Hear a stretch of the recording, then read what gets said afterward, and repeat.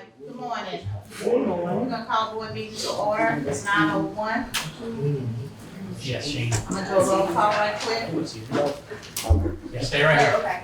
Yeah, you just say Supervisor Gray. Present. Supervisor Middleton. Present. Supervisor Wilson. Present. Supervisor Gaines. Attorney Scott Slover. Here. Chancellor Clerk Brandon Lewis. Present. Deputy Clerk Paige Dean. Present. County Administrator Angie King. Present. And I have a deputy here, Shane. Okay, next thing on it is the invocation. Mr. Bradford, could you give us the invocation? Yes, ma'am. There we are, saying. Let us bow here. Oh, Heavenly Father, we thank you this morning, oh God, for allowing us to see another day. And Father, we just ask, oh God, that as we assemble this morning, Father, continue to keep our minds and hearts clear. And Father, we give you all honor, praise, and glory. Father, we thank you for our first responders. We thank you for our elected leaders, oh God. Father, continue to protect them, keep them safe from any hurt, harm, or danger. Father, continue to give them wisdom, oh God, to lead your people. Father, we pray for this county, this city, this state, and this country, oh God. And Father, just let it know that you be in the midst of us. And Father, we just pray for everyone that may have lost any loved ones this past month, oh God. And Father, we just ask, oh God, that you continue to strengthen the families, oh God. Continue to be with them. Continue to bless our teachers, nurses, and our doctors as they fight this deadly COVID-19. Father, continue to give them rest. And Father, we just pray, oh God, that you continue to keep our community safe from this COVID, oh God. Father, we just thank you and give you a name. All honor, praise, and glory. In the name of the Father, the Son, and the Holy Spirit. Amen. Amen. Ms. Johnson, can you give us the pledge? Please, sir, right hand across your heart. I pledge pledge allegiance to the flag of the United States of America and to the republic for which it stands, one nation, under God, indivisible, with liberty and justice for all. Thank you. Okay, next on the agenda is approval of the minutes of November 2021. Got a motion by Supervisor Middleton, second by Supervisor Wilson. Any discussion? All in favor say aye. All opposed nay. Ayes have it, motion carried. Next is approval of the docket. Has everyone read the docket? Got a motion by Supervisor Middleton, second by Supervisor Gaines. Any discussion? Madam President, Mr. Chandler. Okay, hold on, Chandler. I'm voting against claim number 615. The date is 11/15/2001. And I need to get some clarification on this video we going in the room. Claim number? 629. Let me let him look at it. You, he can say later. You got that page? Okay. And that's just me doing this. I ain't saying anybody else doing it. That's just me. Well, I think we all gonna probably look at that before we approve it, to make just verify that they have not been paid. Okay, I have one thing I want to ask about. I don't know the number. Angie, 151 East Franklin, the sheriff's department was leasing that building. And I think the utilities are still on their name, which means the county's paying it, or is it coming out of the sheriff's budget? But they're not in that building anymore. And they haven't turned the water off or electricity, I don't think. Okay, you don't have that claim number?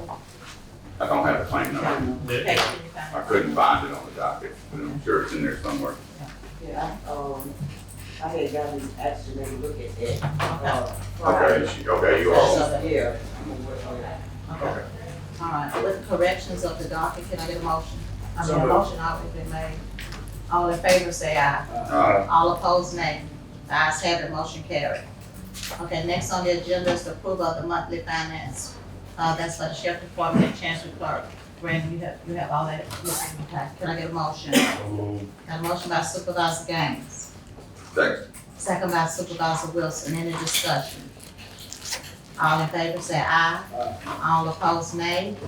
The ayes have it, motion carried unanimously. Next I have is Chandler Russ, Mr. Chandler Russ with the St. Catholic Creek Authority. He's on the line. Would you like to go ahead, Chandler? Yeah, hey everybody, how you doing? Hope everybody's having a good Monday. But what I wanted to talk to you about is that, as y'all know, and from the last few meetings, the utility authority is completely out of funds, and we had put a request in during the budget cycle for a $30,000 request. As you know, the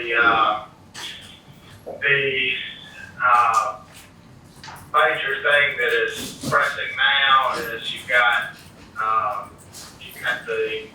couple of pumps that are on auto draft from the Southwest EPA, and of course they've tried to draft them this last couple of months, and there's not any funds in the account, as you know, and so the first thing is to clear those up. I think Paige probably has shared the documents with the board as far as bank statements and financials. You can see that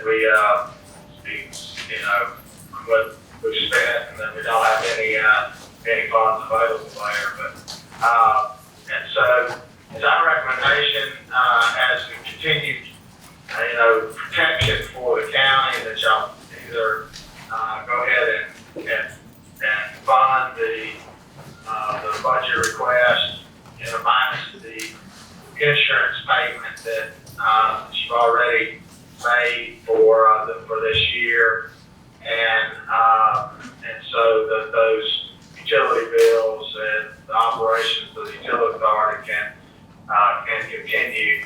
As you know, if we don't do anything, it basically is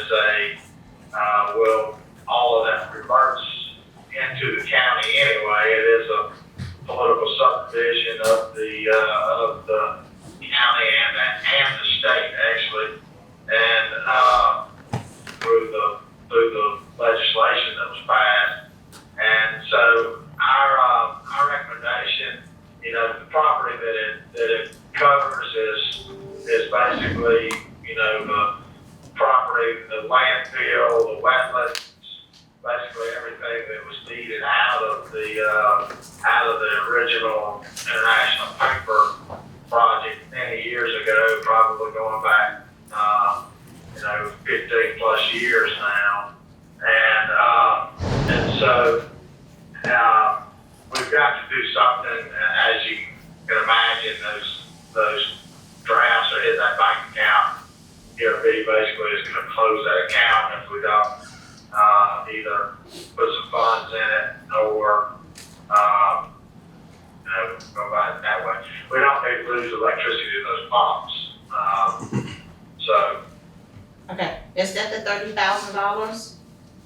Yeah, it's $30,000, but it would be minus the now, because that $30,000 did cover the insurance that you paid, so it would be minus the insurance payment that you just made. And again, my apologies that I'm driving down the road, but I don't remember the exact amount. Angela, maybe Paige or Scott or Angie or somebody has that exact amount handy that y'all paid for to cover the insurance of the utility authority.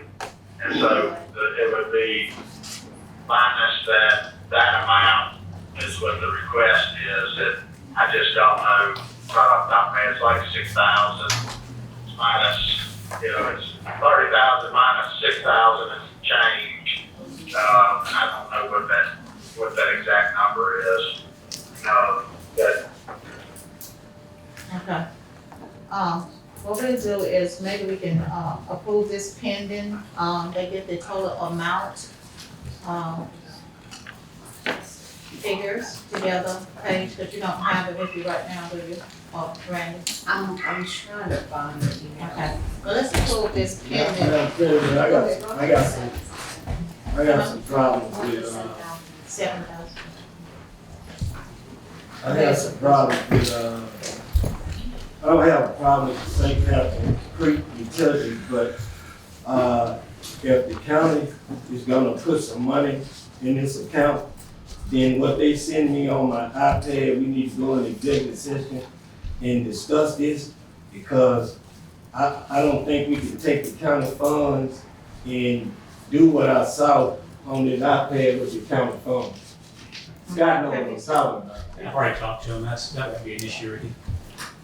What do you mean? Talk to what you're talking about, the guy. So they're not gonna do it? He's not gonna do it, he's gonna Okay, tell St. Catherine Creek that he's not gonna, he can't do okay. it. And the next deal is, Chandler, when do y'all meet? Have y'all been meeting? No, we had to meet due to COVID, Ricky, just, and also simply because there hasn't been any major business for the utility authority here of late. So it's probably been, since COVID started, we haven't met. So it's probably been, 14 months. But we have a monthly meeting. It's I have to look at my calendar. I want to say it's the second Tuesday, but I'll have to look and tell you. But that's when we're meeting. I've got an appointment. There's one open seat right now on the board that is that's out there, and the rest are filled. Could you name each other? Could you name Virginia Salmon, Gary Lyles, Scott Christian, myself, and then an open seat. So there's 5 members. Jerry Laws. Chandler, Yeah, so when do you anticipate, St. Catherine Creek making any money or getting any funds whatsoever? There's no grants out there available, and who is going to use that authority? yeah, so originally, Kevin, and again, I'm gonna tell you, this was set up prior to me, okay? So I'm giving you the background, and this is then our baby to deal with. But originally, if we ever get the wastewater treatment up and running, it should self-fund itself at that point. Meaning, once you have 2 or 3 clients going in there and putting wastewater in, and you're servicing the wastewater, it should self-fund at that point. Otherwise, you're sitting there, and as you know, the property that it's got is really, a landfill that's got limited use. It's got a little bit of sale left, and it was originally designed back with Rentec. When Rentec first came in, they took the landfill because what the plan was Rentec was going to take all of their construction debris and demolition debris, put it into that remaining sale of landfill. We charge them tipping fees on it and use the tipping fees to complete and close out the sale at that point. Additionally, it was set up to handle their, potentially their processed water and their wastewater under those circumstances. But the utility authority's goal is to eventually get some grant funds to bring the wastewater treatment facility up, and hopefully, second phase of Apollo should trigger, which is the bond that's under option. The second phase that's out there should be the first customer in there, but you're still talking, construction-wise, probably, 2-3 years down the road. So we've got to, continue to carry it through that. It had surplus funds that from the Rentec sale,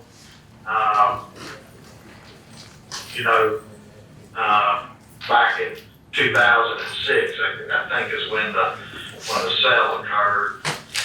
And so it actually operated all this time Madam President. off of those sales. Chandler, Chandler, I'm gonna make a recommendation that we put $5,000 in there right now. Since it's a bad time of the year for us to be, dealing with $30,000 and we revisit it in January. Alright, that's fine with me, like I said, Ricky, I'm good with that. Yeah, the major thing to avoid right now is because pumps being shut off. You make a motion. I move that we put $5,000 in the St. Catherine Creek account, got a motion, revisit it in January, for the remaining funds. Second. got a motion by Supervisor Gray, a second by Supervisor Wilson, any discussion? All in favor say aye. All opposed nay. The ayes have it, motion carried. Yeah, not to beat a dead horse, but if you were to equate this to a business, this would be almost like a shell company that has really high-risk properties that we don't want in our name or anyone else. So this organization exists because nobody wanted this property that had MDQ issues, so that's why it exists. It may not ever be profitable, there's a good chance that it could be, but He mentioned the state at one point. Does the state have something to do with this, or are they just a regulatory? yeah, they may come tell us, we Okay. got a whole bunch of money like Yeah. they're doing with Robinson. Right. I'm gonna have to deviate from the agenda right quick because Scott and myself have to leave, for a trip. So I'm gonna let Scott go ahead and give his report. Okay, so, Hey, Angela, I'm gonna hang up. Yes, you can go ahead and hang up. Thank you. since it's kind of hearing from what Chandler said, Southern Design has requested a tax exemption for property taxes from the city and county, not the school, under the new business tax exemption. I sent over the resolution on it. There may be some hesitation on it and so forth. I can understand that, so just put up resolutions presented if y'all want to take action on it. Chandler brought it to us last week. Madam President, Go ahead, Supervisor Gray. I looked at it, I haven't read it, I just got it this morning.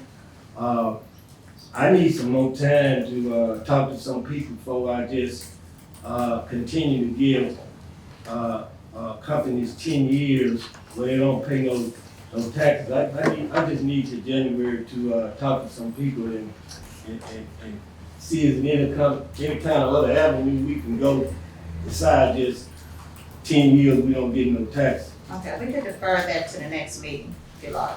We'll defer that to the next meeting. We'll have to have another meeting. Okay, and some positive news, if y'all remember, and it may have been the previous board's term, so Ricky and Angel may only remember, we acquired Tony Gaylor to help us in the opioid litigation, big class action suit, and he reported back that they have reached a settlement from state, county level, and so forth. He estimates between 175 to 250 would be our stake, our share. So I just need approval to execute and 175. 175,000 to 250 to Yeah. having, we really didn't have to So do anything moved. but send a few Got a things, so pretty good for us. All right. Thanks. Got a motion by Supervisor Gray. Got a second by Supervisor Gaines. Any discussion? All in favor say aye. All opposed nay. The ayes have it, motion carried unanimously. Anything else? Yes. We talked about the workforce development director and hiring, all of that. The paperwork was approved on Friday by the city. We have our, we need to take action on our end to approve it. I was the probably primary drafter of the document. As we talked about last meeting, we did it through a RETA, a Regional Economic Development Act type thing. So that made it a little bit more different, but gave us a little bit more options to do things. Going under a RETA, there's more language about building a facility and so forth. This is not a commitment to that. It's just kind of using that potential to do that facility, and that may be what we ultimately do. And hopefully we get grant funds that help cover all that, or most, if not all of it. But at the beginning of this is just to get the director in place. It may get, I think it will get approved by both the Attorney General's office and the NDA. They may send it back, but due to the speed of having to get all this done and so forth, I think we got a pretty good shot, And this just that memorandum that everyone have received. We didn't do anything. We met last week.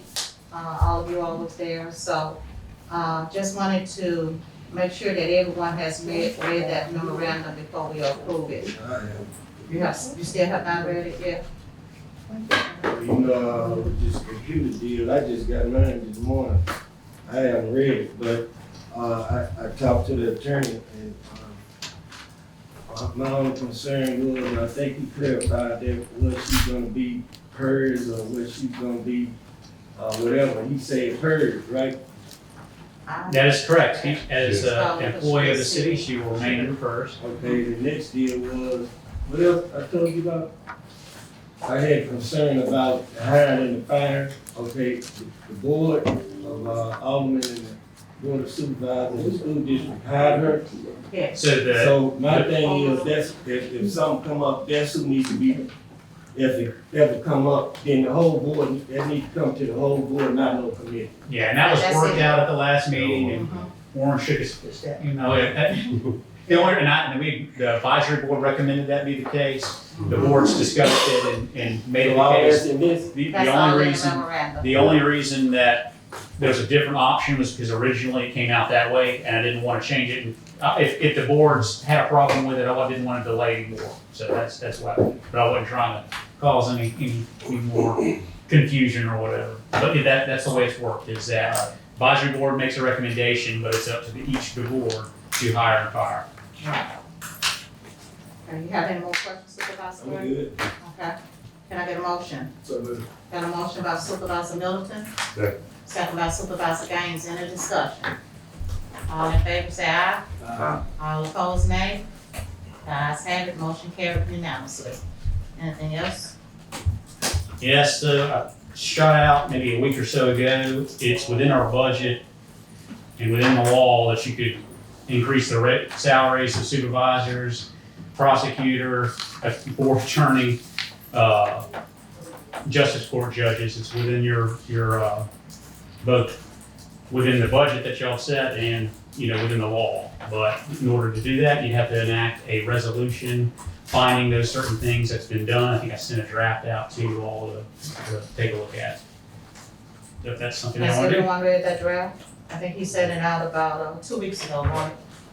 It's been about 2 A weeks. couple weeks ago, yeah. Yeah. Have everyone read the draft? Okay. I'm gonna be honest with you, Madam President, I need to, the first meeting in January to deal with this. Okay. Well, we'll. In no way was I trying to push you. I just was Just bringing it to the bring it. attention of the board. And that concludes my report. Okay, we'll defer that to January's meeting. Anything else? That concludes my Is report. everybody okay with deferring that? So you gonna do it now? Okay. No, I say you better pack a lunch for January's meeting. We'll be here. Anything else? Okay, that's all we have. Okay. I'm gonna give my report. Okay, I need to get a travel approval for the Nato convention, and that's gonna be the dates of February the 11th through the 16th, and this is for the county supervisors, county administrator, and county attorney. So moved. Got a motion by Supervisor Gray. Do I get a second? Second by Supervisor Middleton. Any discussion? All in favor say aye. All opposed, nay. The ayes have it, motion carried. Also, I received a letter from Ms. Denise Bell. She's the bookkeeper. this is her letter of resignation. She is resigning as of December the 8th. I need a motion to accept her resignation. Got a motion by Supervisor Middleton and a second by Supervisor Wilson. Any discussion? Yes, Madam President, I just hate to go through this all over again, but I just wanna wish Ms. Bell, well in whatever she do when she leaves. Thank you. Okay, thank you. All in favor say aye. All opposed, nay. The ayes have it, motion carried unanimously. Okay, the next thing I have a request from the Sheriff Department, and this is for a pay increase. This is for Mr. Stanley Searcy. He's moving to the jail administrator at the rate of $26.84 with the annual salary of $56,035.20. I need a motion. Second. I got a motion by Supervisor Middleton, second by Supervisor Gray. Any discussion? All in favor say aye. All opposed, nay. Madam President, Go ahead. I just wanna let I the need to carry public, this motion first. Okay. Nay. Motion carried unanimously. Go ahead, Supervisor I Gray. just wanna let everybody know the reason, this come up because our jail administrator moved on to another job, so we had to replace him. That's how Mr. Safety moved to this group. Yeah, and we're also not approving the payment, we're approving paying in lieu of claim. Because the sheriff gave him the job and we're just saying pay on payroll. Okay, and then we'll not increase our budget any either. Okay, the next one is, from the tax collector's office. And this is for, pay and change also. And she's just moving to the bookkeeping. This is, Lakeisha Green at the hourly rate of $18.17, annually $37,800. Can I get a motion? So moved. Got a motion by Supervisor Gray, second by Supervisor Gaines. Any discussion? All in favor say aye. All opposed, nay. The ayes have it, motion carried unanimously. The next one is telecommunication. One, her name is Geneva Bacon. With the rate pay of, this is a new hire, hourly $12, annually $24,960. Need a motion? So moved. Got a motion by Supervisor Gray, second by Supervisor Gaines. Any discussion? All in favor say aye. All opposed, nay. The ayes have it, motion carried unanimously. The next one is a jailer at the correctional office, in a correctional office. This is at the Juvenile Detention Center. His name is Jimmy Watkins. He's a new hire, hourly rate $12.60, annually $26,208. I need a motion. So moved. Got a motion by Supervisor Gray, second by Supervisor Middleton. Any discussion? All in favor say aye. All opposed, nay. The ayes have it, motion carried unanimously. Madam President, you said it's a new hire? It's a new hire.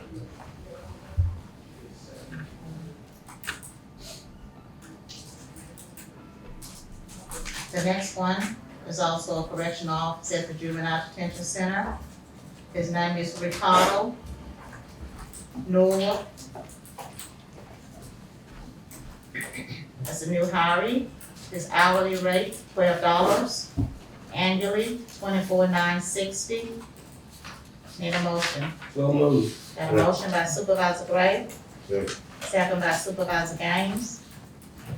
Any discussion? Yes, Madam President, we just had one for $12.60 and this one for $12.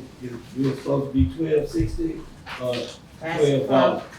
It's probably supposed to be $12 because this is a new hire, and we say all new hires would come in at $12. I thought you said the last one was a new hire. It is, that's what I'm saying. It It shouldn't was be $12. $12.60, it should be $12. Okay.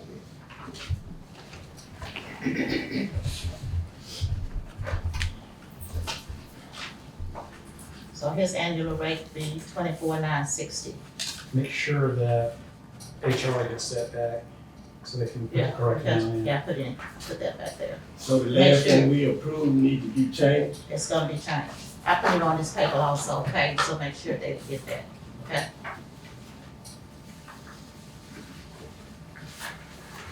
Okay, the next one is a deputy sheriff. His name is Cameron Swapshirt. He's a new hire. At the rate of $16.80, annual rate $34,965. Can I get a motion? So moved. Second. Got a motion by Supervisor Gray, second by Supervisor Wilson. Any discussion? All in favor say aye. Aye. All opposed, nay. Ayes have it, motion carried unanimously.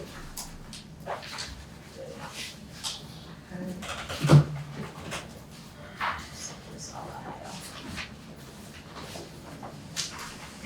And I also have something here from Mr. Bradford. Are you gonna bring this up, Mr. Bradford? Or you want me to go ahead and bring it up now? You can go ahead. You want me to go ahead and bring it up? Okay. This is for Mr. Bradford, Robert Bradford, Emergency Management. This is for a, National Emergency Management Executive Academy trip. And it's going to be in Maryland on February the 27th through March the 4th. I need a motion. So moved. Got a motion by Supervisor Grace, second by Supervisor Gaines. Any discussion? All in favor say aye. Aye. All opposed, nay. The ayes have it, motion carried unanimously. Okay. I'm gonna have to leave, and the attorney, I will get online also. You got something? Sign where indicated there. Yeah. Yes. Have you already did that? I thought you had already did that. Okay. I need to get an approval to spread the bookkeeping, advertise for a bookkeeper in check and So the moved. bookkeeping department. Got a motion by Supervisor Gray, second by Supervisor Wilson. Any discussion? All in favor say aye. All opposed, nay. The ayes have it, motion carries unanimously. Okay, I'm gonna let go for 2 weeks. Mhm. Okay. Supervisor Middleton.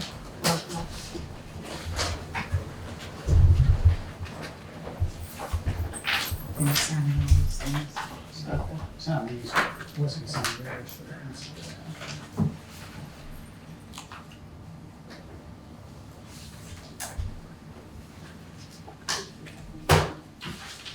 And while you signing it, I'm gonna have to look for somebody on the Coland Community College Board to replace Ms. Johnson, and I don't know who, area Mr. Roy Winkworth is in. They're gonna have to look for somebody to replace him. Who is that? Mr. Wentworth? Yes. I think he's in two. I think he's in your district. You have somebody in mind? I do, but I need to talk to him one more time to make sure, man. You know, you get tired of putting the same people on everything, but you wanna make sure you get somebody that's, with the program.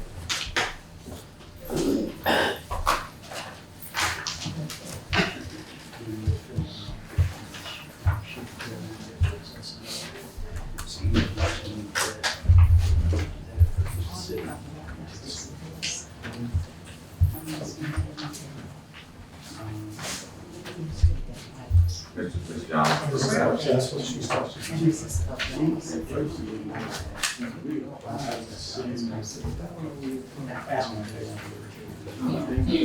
Because it's gonna be sent. Thank you. How about Mr. Winkworth?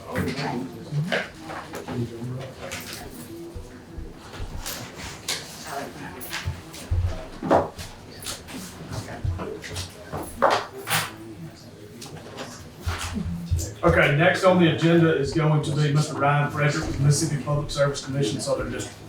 Morning. Y'all Yeah. prefer that I speak from back here? We're on behalf of myself, Ms. Nettles, who's our public information officer, and our chief investigator, which is Mr. Brent Baylor, on behalf of your public service commissioner, who's Danny Maxwell. Commissioner Maxwell's from Pascagoula. We're from Pascagoula, I think. Hey, Brandy, how are you? I thought that was you. Yes. Brandy and I grew up together. She and my brother are professional. But Commissioner Maxwell was elected in January 2020. And right before COVID, we had decided to kind of put our group, this group, out on the road to develop relationships with governmental entities such as yourselves, municipalities, so that way y'all can put a name on the face when y'all have issues that may arise instead of just picking up the phone and generally get Mr. Baylor. Now, a bit of background for Commissioner Maxwell, and he can't be here today. He was actually y'all's mayor of Natchez last Tuesday, I believe, and he was updated on the workforce development person y'all hired. But Commissioner Maxwell was a Marine Sheriff's Deputy and was the mayor of Pascagoula. I was his city manager and city attorney, which I guess is the reason why he put me out here talking to y'all. I like sitting on this side of the table a lot better than over there, because I know y'all have tough decisions to make. But basically all we want to do is we're going to pass out some information to you. All of our contact information will be on one of these cards. It tells you what the Public Service Commission does, which essentially is regulates utilities. Y'all primarily have Southwest and Entergy here. We actually attended Southwest annual meeting earlier this summer and it toured their facility. Commissioner Maxwell was at Grand Gulf is that right, Carolyn? Touring Entergy's facility last week. So we're in your community quite a bit. Our contact information will be on one of these cards. Caroline is going to pass out some other information to y'all. It's a cup and whatever else, but the other side in there that you'll get, which is what y'all probably get asked about the most, which is the no call or spam calls. I know I saw you, Supervisor Gaines. Look, we're doing the best we can given the legislative authority we have. One of the things that you will find in that, and Caroline can email those to y'all in a PDF so you can share them with social media. We've learned that there's a lot of misinformation out there about what's covered, what's not covered in the process in order for you to submit a claim through us. All of that is here for you. So with that, unless y'all have anything for us, we will get out of y'all's way. But our intent, y'all are county 24 out of the 27 that we have. Our goal is to be back and see y'all at least once a year. So again, so y'all will see us, know us, and not just when you have a problem. So with that being said, we'll get out of y'all's way. Thank y'all. Thank you for coming by. Appreciate it. I got a question Yes, for sir. you. So, And I'll do my best to answer. my only question is, when we have, some of our constituents that have problems with these private associations, then y'all the one to call? Yes, sir. I mean, not to get in, and Mr. Slover just left, not because I'm a lawyer too, not to get into where our jurisdiction lies or not, but yes, always send them to us. Even though we may not have authority to do anything, it helps for us to potentially, with Mr. Baylor, he can direct you in another direction if it's not us, but absolutely. All right. Anything regarding utilities, water associations, send them our way. Thank you. Thank y'all. Thank you. Y'all, Merry Christmas. Y'all be safe. Mr. Vice President, Mr. Slover on the line, Not yet. we need to get on the line. So, Corvette out. Yeah, yeah. Thank you, Robbie. Yeah, I'll be ready, got no time.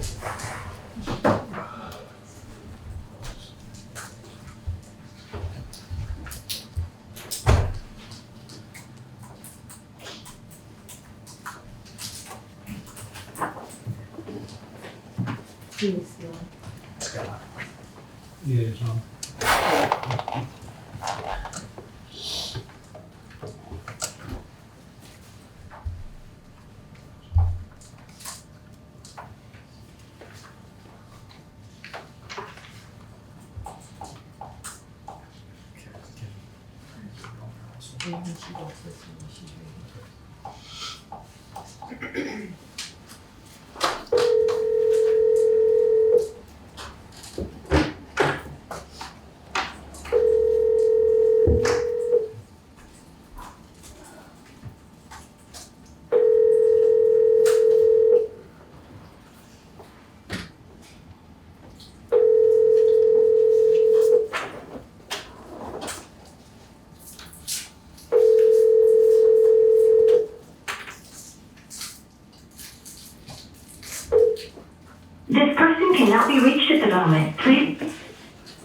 We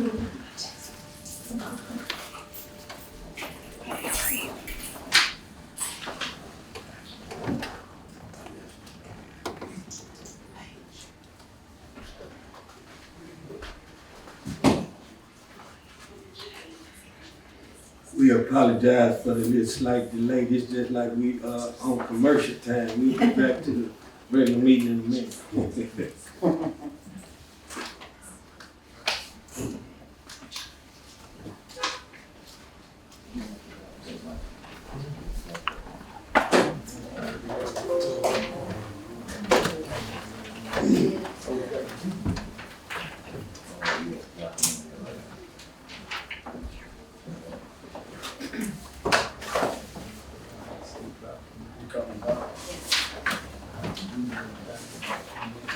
Next week you use bread.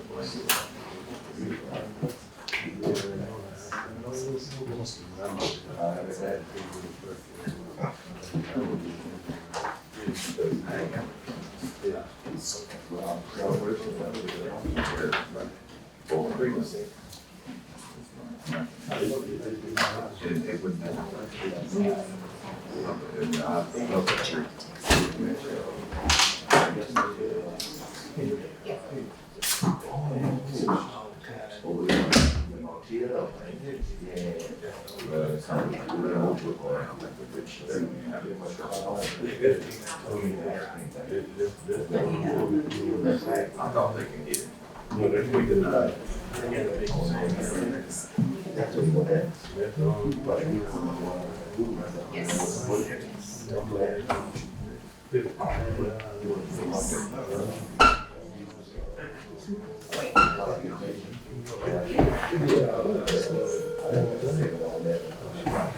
Was it double A?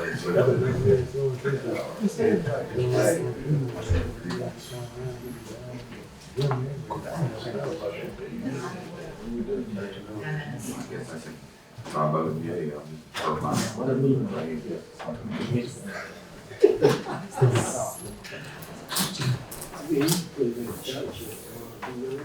Something like that, that would show a little bit of. I'm sorry, the person you were trying to reach.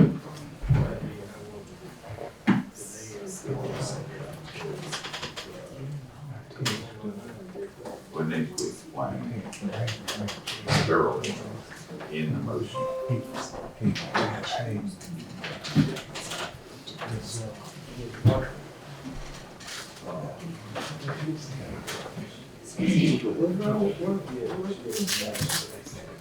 How about, are they together? It won't, my text won't go through. I don't know why. You got it?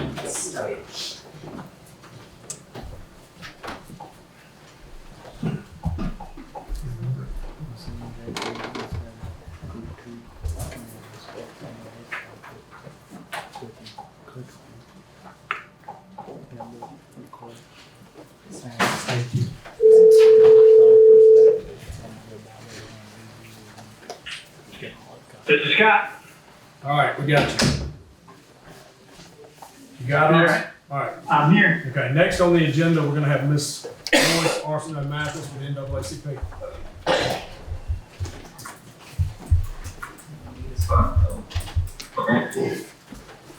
Excuse me. I thought the young lady was gonna be here to pass this around, so thank you.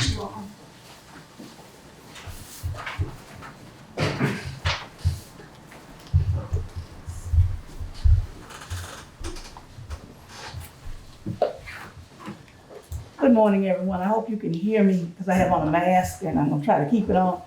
I want to reflect the fact that we have members of the NAACP with us here today who are on this committee.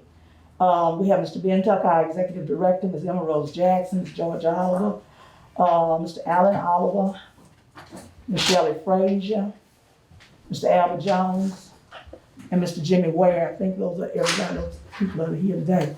What we are doing is bringing a white paper to you, which is a white paper on poverty in Natchez and Adams County. Now, there's a lot of information in here.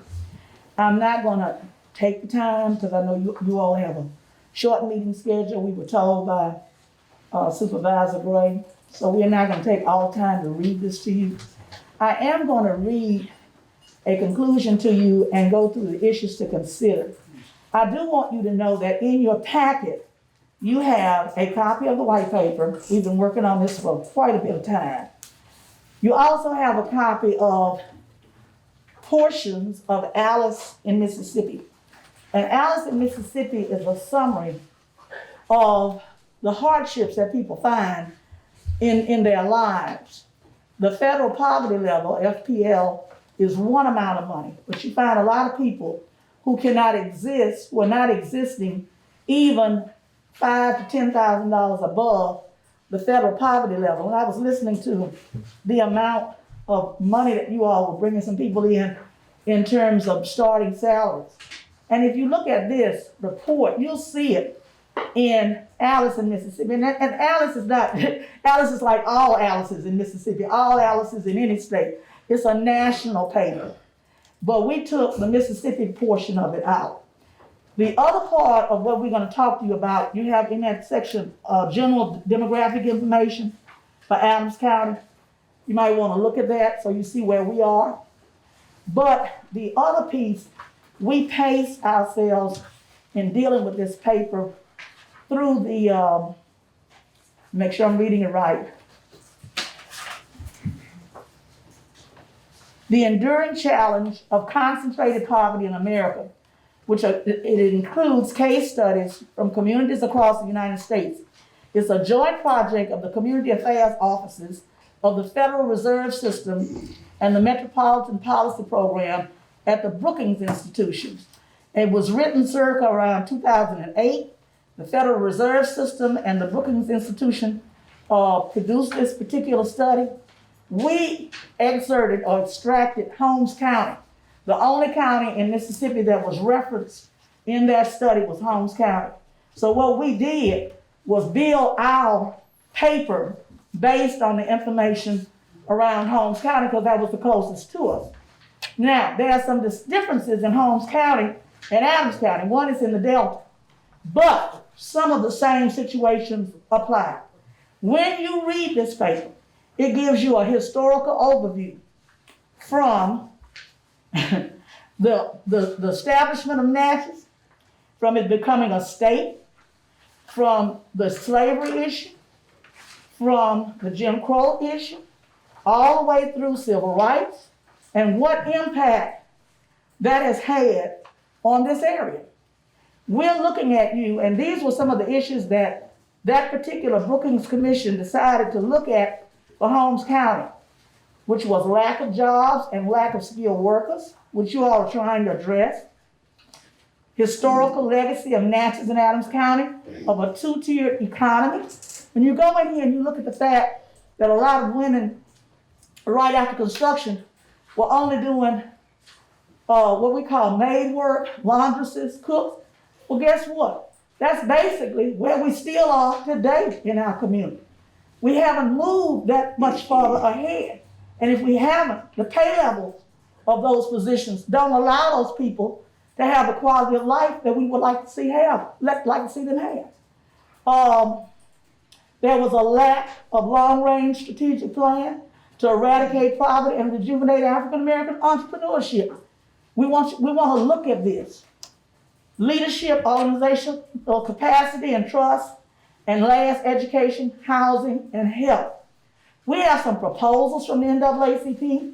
When you read them, either do it at home at night, when you can have a glass of wine or whatever Jack Daniels you drink, because there's a lot in here.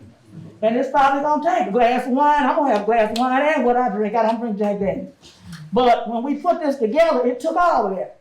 So you have Alice in Mississippi, and the first proposal from the NAACP is to develop a program to address the gap between the federal poverty level and the Alice report for Mississippi. This program would allow citizens who make more money than the FPL, which is the federal poverty level, but fall within the Alice guidelines to access funding to repair properties. Use guidelines or criteria from applications you all are already using SNAP. You're aware of the affordable housing program. We got a lot of people who fall just ahead of that cutoff. They make like $17,000, $18,000 a year is the federal cutoff. They might make 20, so they can't get any help. So we want to formulate a plan where we can help those people. They don't make $50,000 or $30,000 or $40,000. They make just enough to be knocked off. The budget, we want you to budget. Now some of these are, now when you look at this, it's not all to the county. This is going to be presented to the county, to the city, to the school district, the entities that are elected or appointed. So some of this information is for you. Some of this information is to support.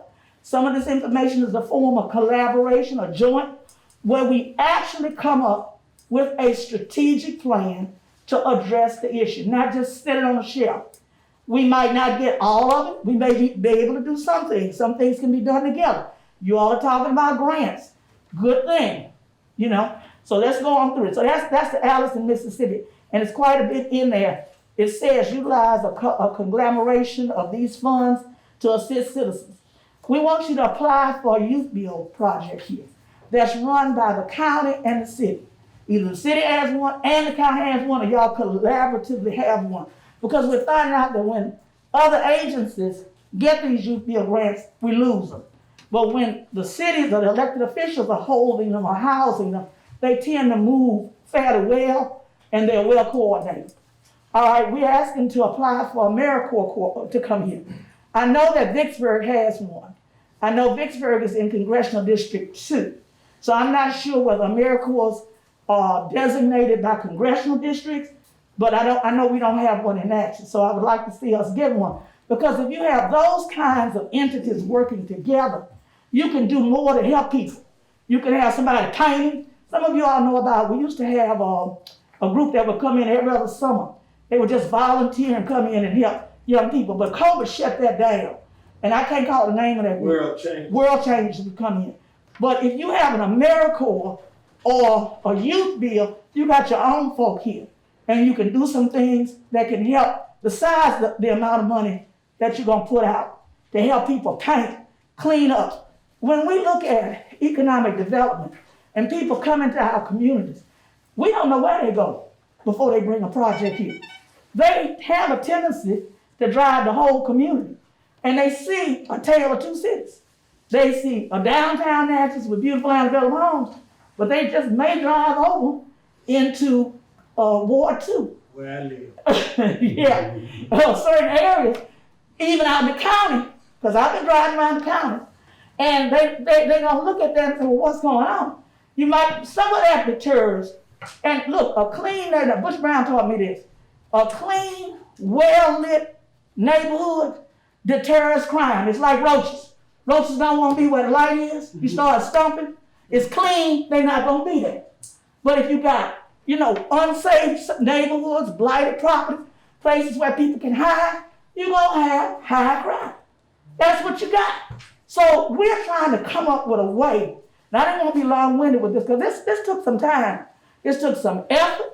This took some work, because it took some thought.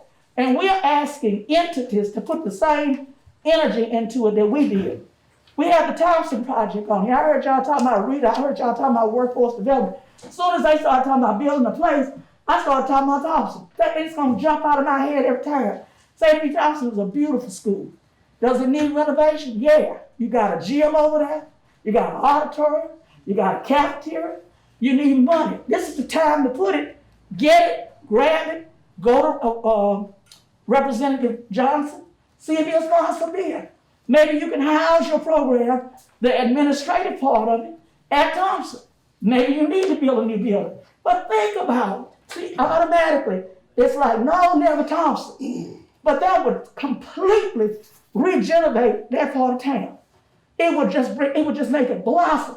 Because people would see, wait a minute, it's gonna be safe down here. It's gonna be all right because we're gonna make it safe. So look at it. And we got some things in here about the Thompson project. We're asking for $10 million, $10.5 million.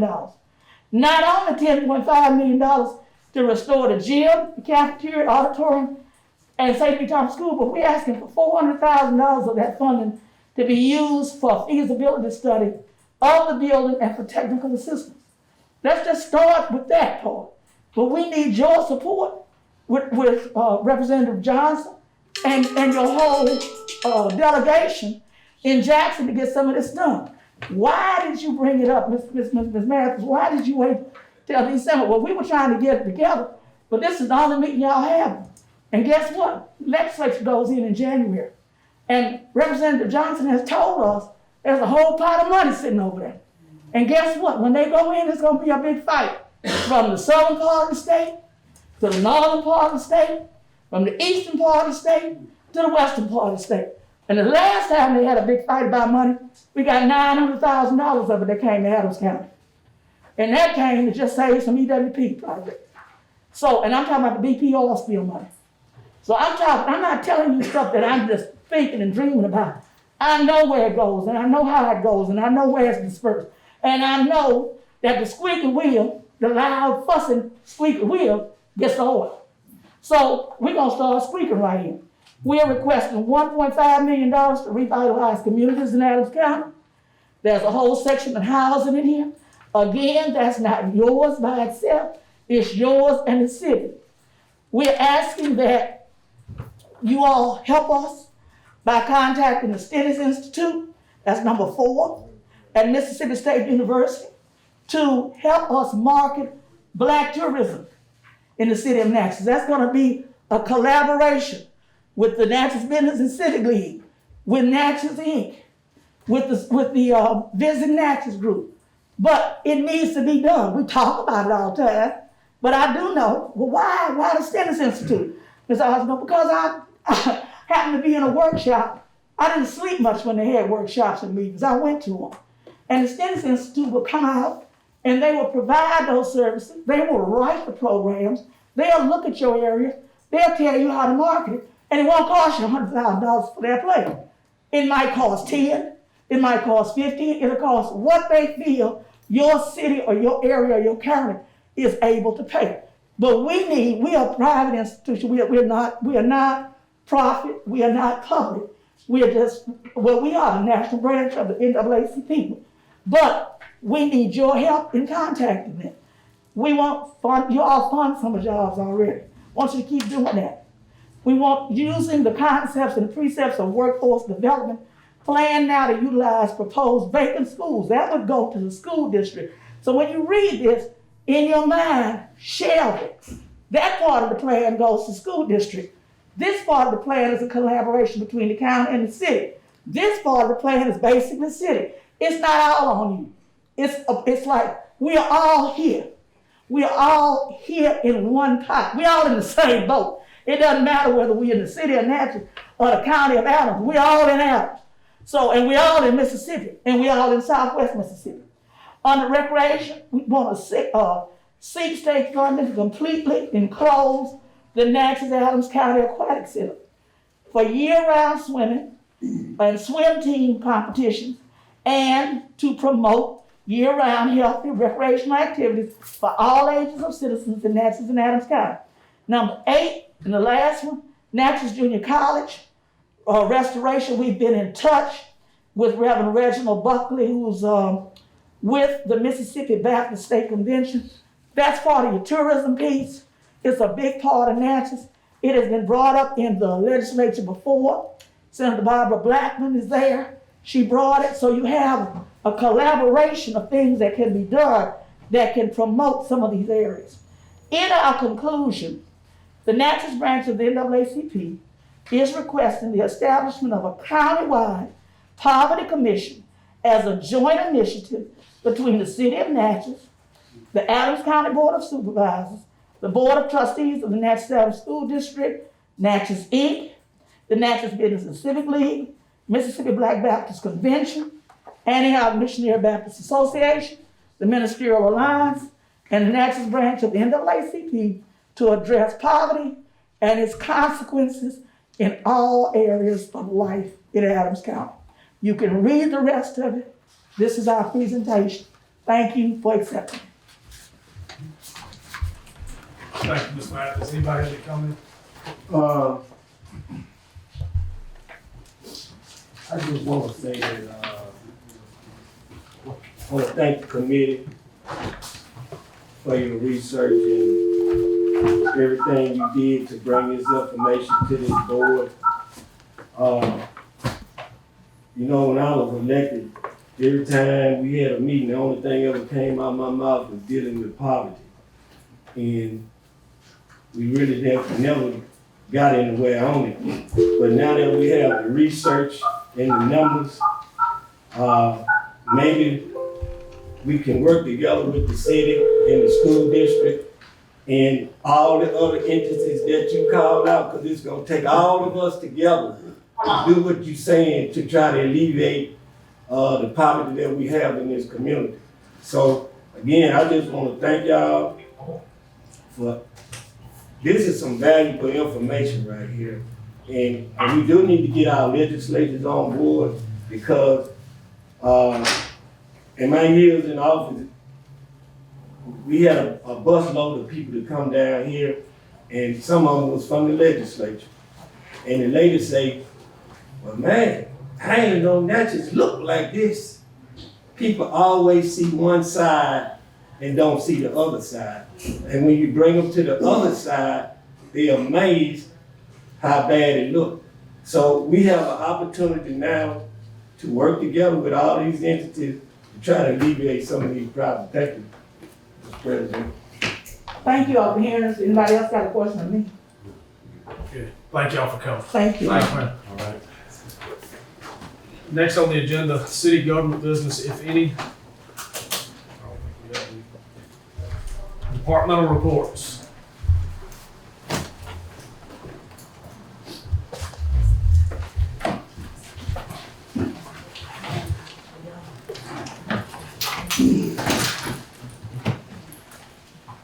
Good morning. We just want to give our report for the month of November. Amount of calls that we received for the month of November from the police department. We had 1,285 for Natchez Fire Department. We had 59 from the Sheriff Department. We had 923, leaving us a total of 2,267 calls for the month of November for our department. Any questions? Any question? Thank you, ma'am. Okay.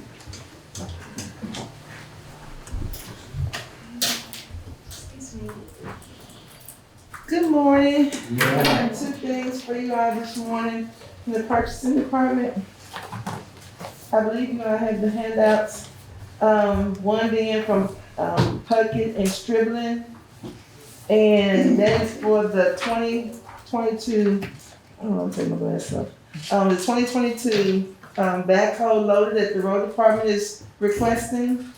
After looking at both state contract quotes, Striblin did give a price of $127,850, but their buyback was $48,000, and Puckett gave a price of $134,928.92. And their buyback is $55,000. So when you take into consideration the buyback for those two pieces of equipment, the better choice is Puckett, which would end up being $79,400. $428.92 for that piece of equipment. And that was the one I was gonna recommend. I talked with Robbie, and that's when I wanted to recommend that the board allow us to purchase for the road department. Mr. Dollar, you good? Good. Okay. All right. We need a motion. So moved. Second. Second. Got a motion and a second. Any discussion? All in favor? Motion passes unanimously. I'm online too, I'm online. Okay. All right. The next item that I have is for an item for Johnny with the maintenance department. And there was some brickwork that needed to be done at the sheriff's facility next door. And to complete that brickwork, we had 3 different vendors come in to give us their pricing for repairing that work. And the 3 companies are KL Jones Construction with their price being $26,511.30. We have CV and C Wright Construction, their price being $13,700. And then we also had Claiborne Masonry LLC, and their price being $16,000. And I wanted to give you all a chance to consider if you want to go ahead and let us get the work started on. And I was gonna recommend that we go with CB and C Wright Construction because they were the lowest of the 3 bids for the $13,700. You heard the request. Can I get a motion? So moved. That's fine. I know we're talking about, We're not gonna start. we're not gonna start Yeah. in January. Okay. Just wanna make sure we give them the money right. Right. Yeah. New Year. Second. Got a second. Any discussion? The only discussion I have, I know they the lowest bid, but that other bid of 26,000 is so, the gap is so wide. I'm trying to figure out what the deal is. I hope we doing the right thing with the lowest bid. Sometimes the lowest bid is not always the best bid, but if we can get it done for $13,700, I don't have a problem with it. But they all 3 were escorted over to the facility, all giving the same set of guidelines as to what needs to be completed. And they're able to submit their pricing of what they would charge to do the work. Mr. President, the only problem I have is if they say $13,700, and when they start on a job, then all of a sudden they come in with change orders and change orders and change orders, and now they back up to $20-something thousand, I'm gonna have a problem with that. Right. And do we know if they have insurance? I'm not sure, but I can find out and make sure that before, and get that information to you all before anything was to start. Okay. So does that motion need to be pending? Yeah, opinion. Okay. Change that. All in favor? All opposed? Motion passes unanimously. Thank you, that's the only thing I have for you all this morning. Thank you, sir. All right.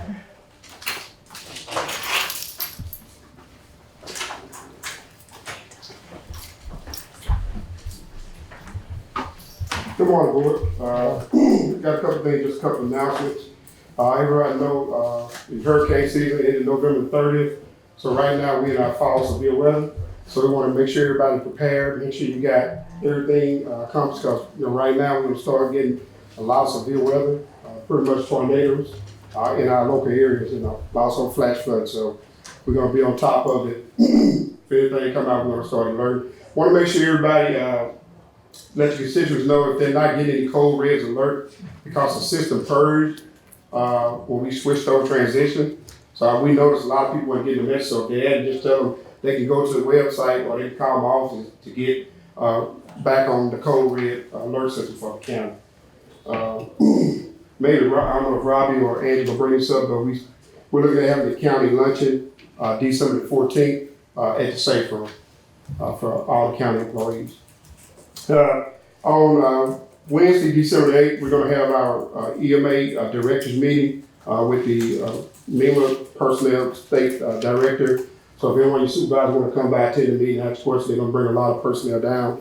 As far as our floodplains, we do know we started having a lot of development. Our floodplains, we wanna make sure that they're permitted. They need to call my office before we start digging and things like that in nature, because if not, they may be subject to fines or may not fall under the floodplain insurance. So we're gonna make sure we wanna get on top of that, because in January, I got my inspection coming up for the city and county.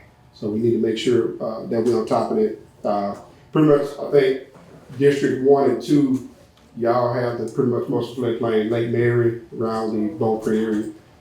And I get with the city and see what they're doing. I get with Justin on that. If we got any new construction, to make sure that we get the permits put in place before we get inspected on that. And that'll be in January. Question. Do this consist of land on the bottom?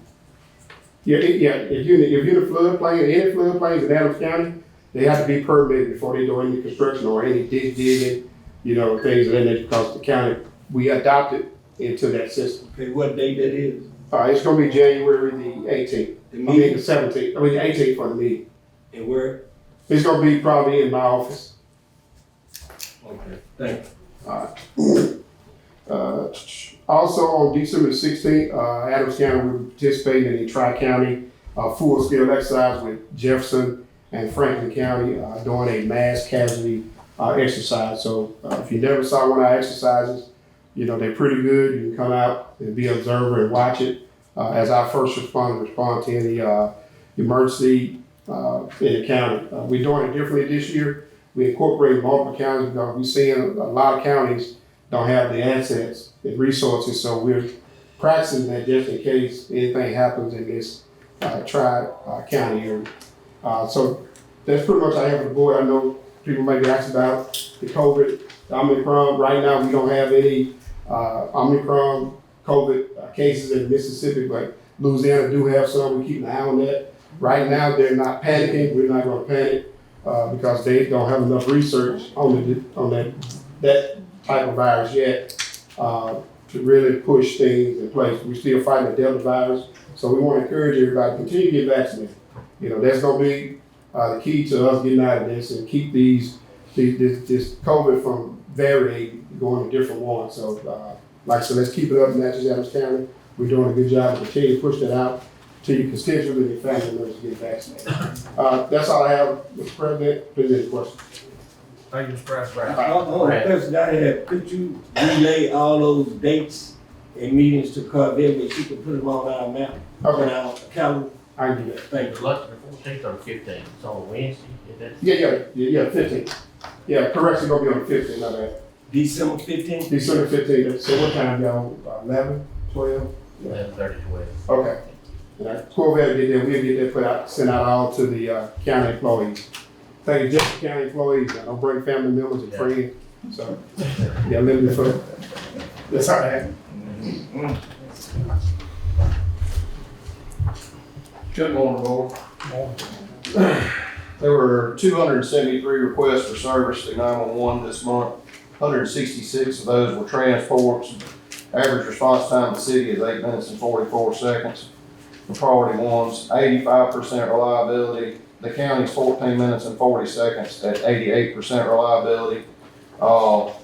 That's the first time we've hit an 85% performance perspective in 3 years now. So being me, I'm proactively have adjusted schedules out. We made an adjustment for December and we're making another adjustment. It's a tiered type adjustment that'll take place twice, once in December, once in January. What we saw happen this month was the call volume went from a 9 p.m. to 3 a.m. criteria to a 7 a.m. to around 9:30 in the morning, and then it picks back up from 2:30 in the afternoon until about 7:30 at night. And that's right in the middle of crew changes and everything else taking place, so we've adjusted out the scheduling to account for that. We had 56 refusals this month, that's show up, we either treat or don't treat, and then they sign AMA, they don't wanna go to the hospital. 12 canceled prior to arrival, 15 site calls, that number's actually down, which we tend to see happen as cooler weather comes in, the site call volume goes down. I want to, once again, I do every meeting, commend the Sheriff's Department and PD for working to keep those scenes safe for the crew. We're still safety oriented with that, and we've not had any crews assaulted this year as a result of the work that those men and women are doing, so we appreciate that. 205 times we had multiple calls taking place in the county at the same time. The peak deployment during that time frame, we had 7 trucks running in the city of Natchez and Adams County at that time. 1 medical flight from the field. I want to commend Natchez Merit again. They continue to keep their time as compared to other facilities in this area. They continue to keep that time, that they keep those ambulance crews tied up at a minimum. They're doing really good as compared to the state average.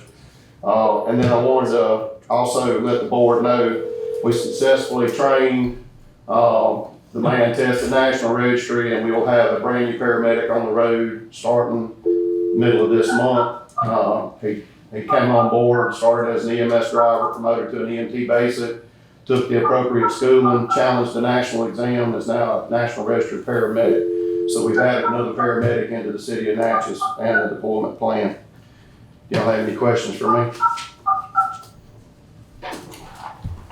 Thank you. Tim, did the city ask you to come to their meeting? We'll be going next Tuesday. I just spoke with Chief Arrington this morning. Chief Daughtry brought it to my attention that they had a question on one of the responses that we had.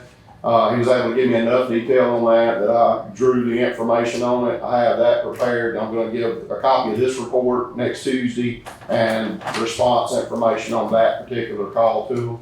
And then I'll make sure, once again, that like y'all, they'll have my cell phone number, so if they've got a response, don't wait. Call me. The quicker they call me, the faster I can get them the information necessary to talk to them. Well, it came up in our joint meeting, and I told them they really, and I think we all told them, they need to talk to you, and you need to address their meeting, because what they were talking about I didn't think it was going to pan out. There's no doubt that across the state right now, EMS is being challenged. We went from, in 2019, 10,000 nationally registered paramedics passing the exam, to 2020, there were only 7,400. And right now in 2021, there have only been 932 that have successfully passed nationally.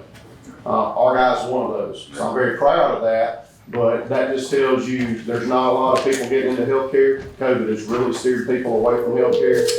And we're just doing everything we can to mitigate those challenges. So we know that we do have some responses that are outside, but that number that we're trying to maintain and not ever deviate below is 85%, which is 15 out of every 100. And that's kind of the benchmark that we're trying to stay at to serve the public as best we can with the resources that we have. We appreciate it. Yes, sir. Appreciate y'all.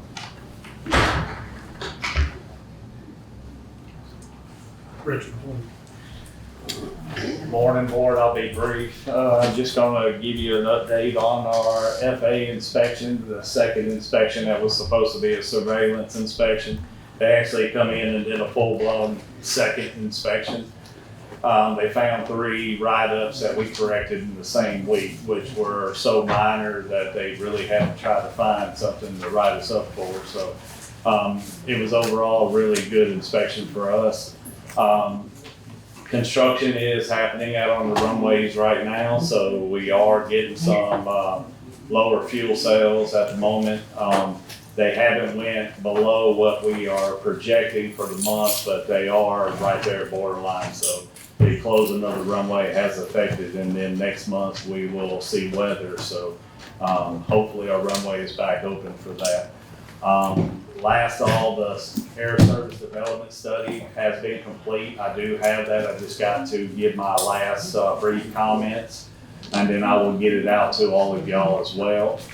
It's showing right at about 980 passengers a week in and out of Natchez, which is really, really good. So it should promote something in the near future. And the last thing that I got is we are going to meet with Southern Airways and Boutique on a Zoom meeting before January.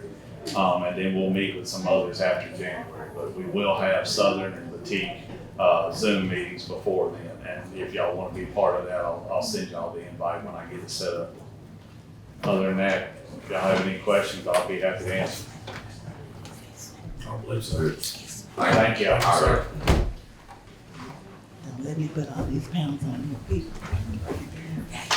Good morning, board.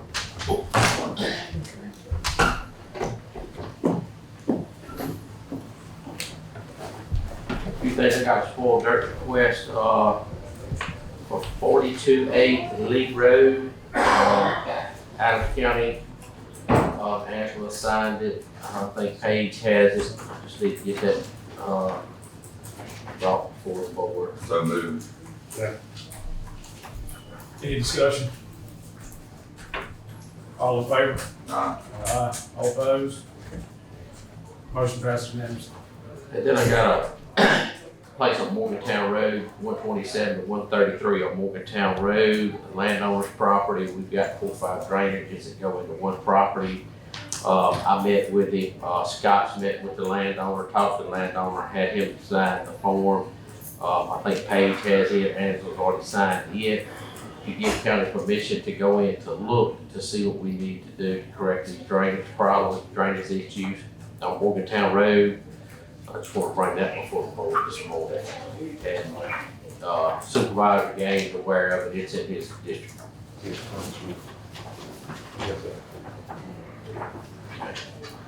Another thing I had. Wait a minute, We didn't put that in the minute. you say you gotta go on their property? Yeah, we did that in a minute. We did, Yeah. same thing we did out there at Pine View, Supervisor Gray, All same right, thing. can I get a motion? So moved. Second. Any discussion? All in favor? Aye. Motion passes unanimously. Okay. I have 2 illegal, 3 illegal dump sites. One's on Oak Ridge Road, the other 2 being on Kutsu. And I need, get the board to give me permission to clean those 2 sites, those 3 sites up. So moved. Second. Got a motion and a second. Any discussion? All in favor? All opposed? Motion passes unanimously. Okay, I have, 4 dump trucks coming off of, buyback. I have 2 coming off in April, 1 in June, and 1 in July. And the way the market is, everything's so far behind, I would like to go ahead and just start advertising. We won't receive or get any, but the trucks are taking 6, 8 months, 12 months to get. And if I don't get on the list, you know what I'm saying, come buy back, they're gonna buy those 4 back, and we'll be without, you know, a truck if I don't get on the list to go ahead and, start advertising, for those trucks. How many, Robin? It's 4 that's on the buyback, 2's in June, 2's in April, 1's in June, and 1's in July. Like I said, we will not receive any trucks, it's just giving us permission to start advertising for these trucks, to get them, you know, on the list, to get our trucks licensed. Thank you. Heard the request, road manager. So moved. Second. Motion and a second. Any discussion? Yeah, he's gonna cost us anything? Hang on No. one sec. Hang on one sec. No, what costs us nothing, we just, put the specs together hang on for a second. advertising is what we're doing, you know, specing our trucks and doing it that. All right, President Hutchins. Yes, can you repeat what he said, what's the motion? He is requesting to advertise for dump trucks. We have 4 that are on buyback, 2 in April, 1 in June, and 1 in July. We're not going to be purchasing, but he wanted to go ahead and advertise so that we would have that information due to the lead time it's taking to get these trucks right now. Okay, You good? okay, thank you, yes, I am, Did we? I'm around. All in favor? Aye. All opposed? Motion passes unanimously. Okay, EWPs, I was notified last week that they had a final inspection on, Brookview And Main Street, I wasn't involved, I didn't get a phone call or whatever to be there. I got an email, but nobody ever emailed back when the time was gonna be. And I spoke with Brent, which he's off today. He got a call when they were on site, I think he showed up, but he said, well, we're gonna have another inspection. I just wanted to notify the supervisors in that area that when we have the next one, you know, yeah, I know y'all like to be there to, be involved in y'all's inspection. So I don't know when that would be. Do y'all have any idea? We wasn't notified either.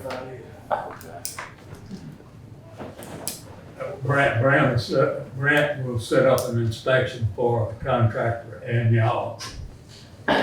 NRCS just completed their inspection while they were in the area down here, from what I understand, but we will, JKS will set up a meeting for the final inspection. Was y'all there? So let me ask you a question, Rob. Y'all were there?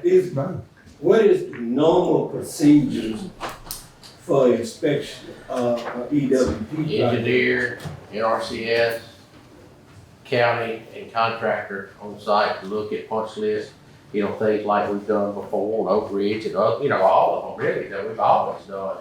And like I said, I just got a call from Brent saying that he'd got a call that morning, around, I think 10 o'clock, I'm thinking that's right, when he told me, and they were on site looking, NRCS wasn't. I thought the contractor, but they said they didn't get a call, they wasn't there. So, I don't know, I guess maybe he was in town, or was, and decided to look at it, but I mean, I think we need to be involved. So my next question is, who are responsible for contacting all the players?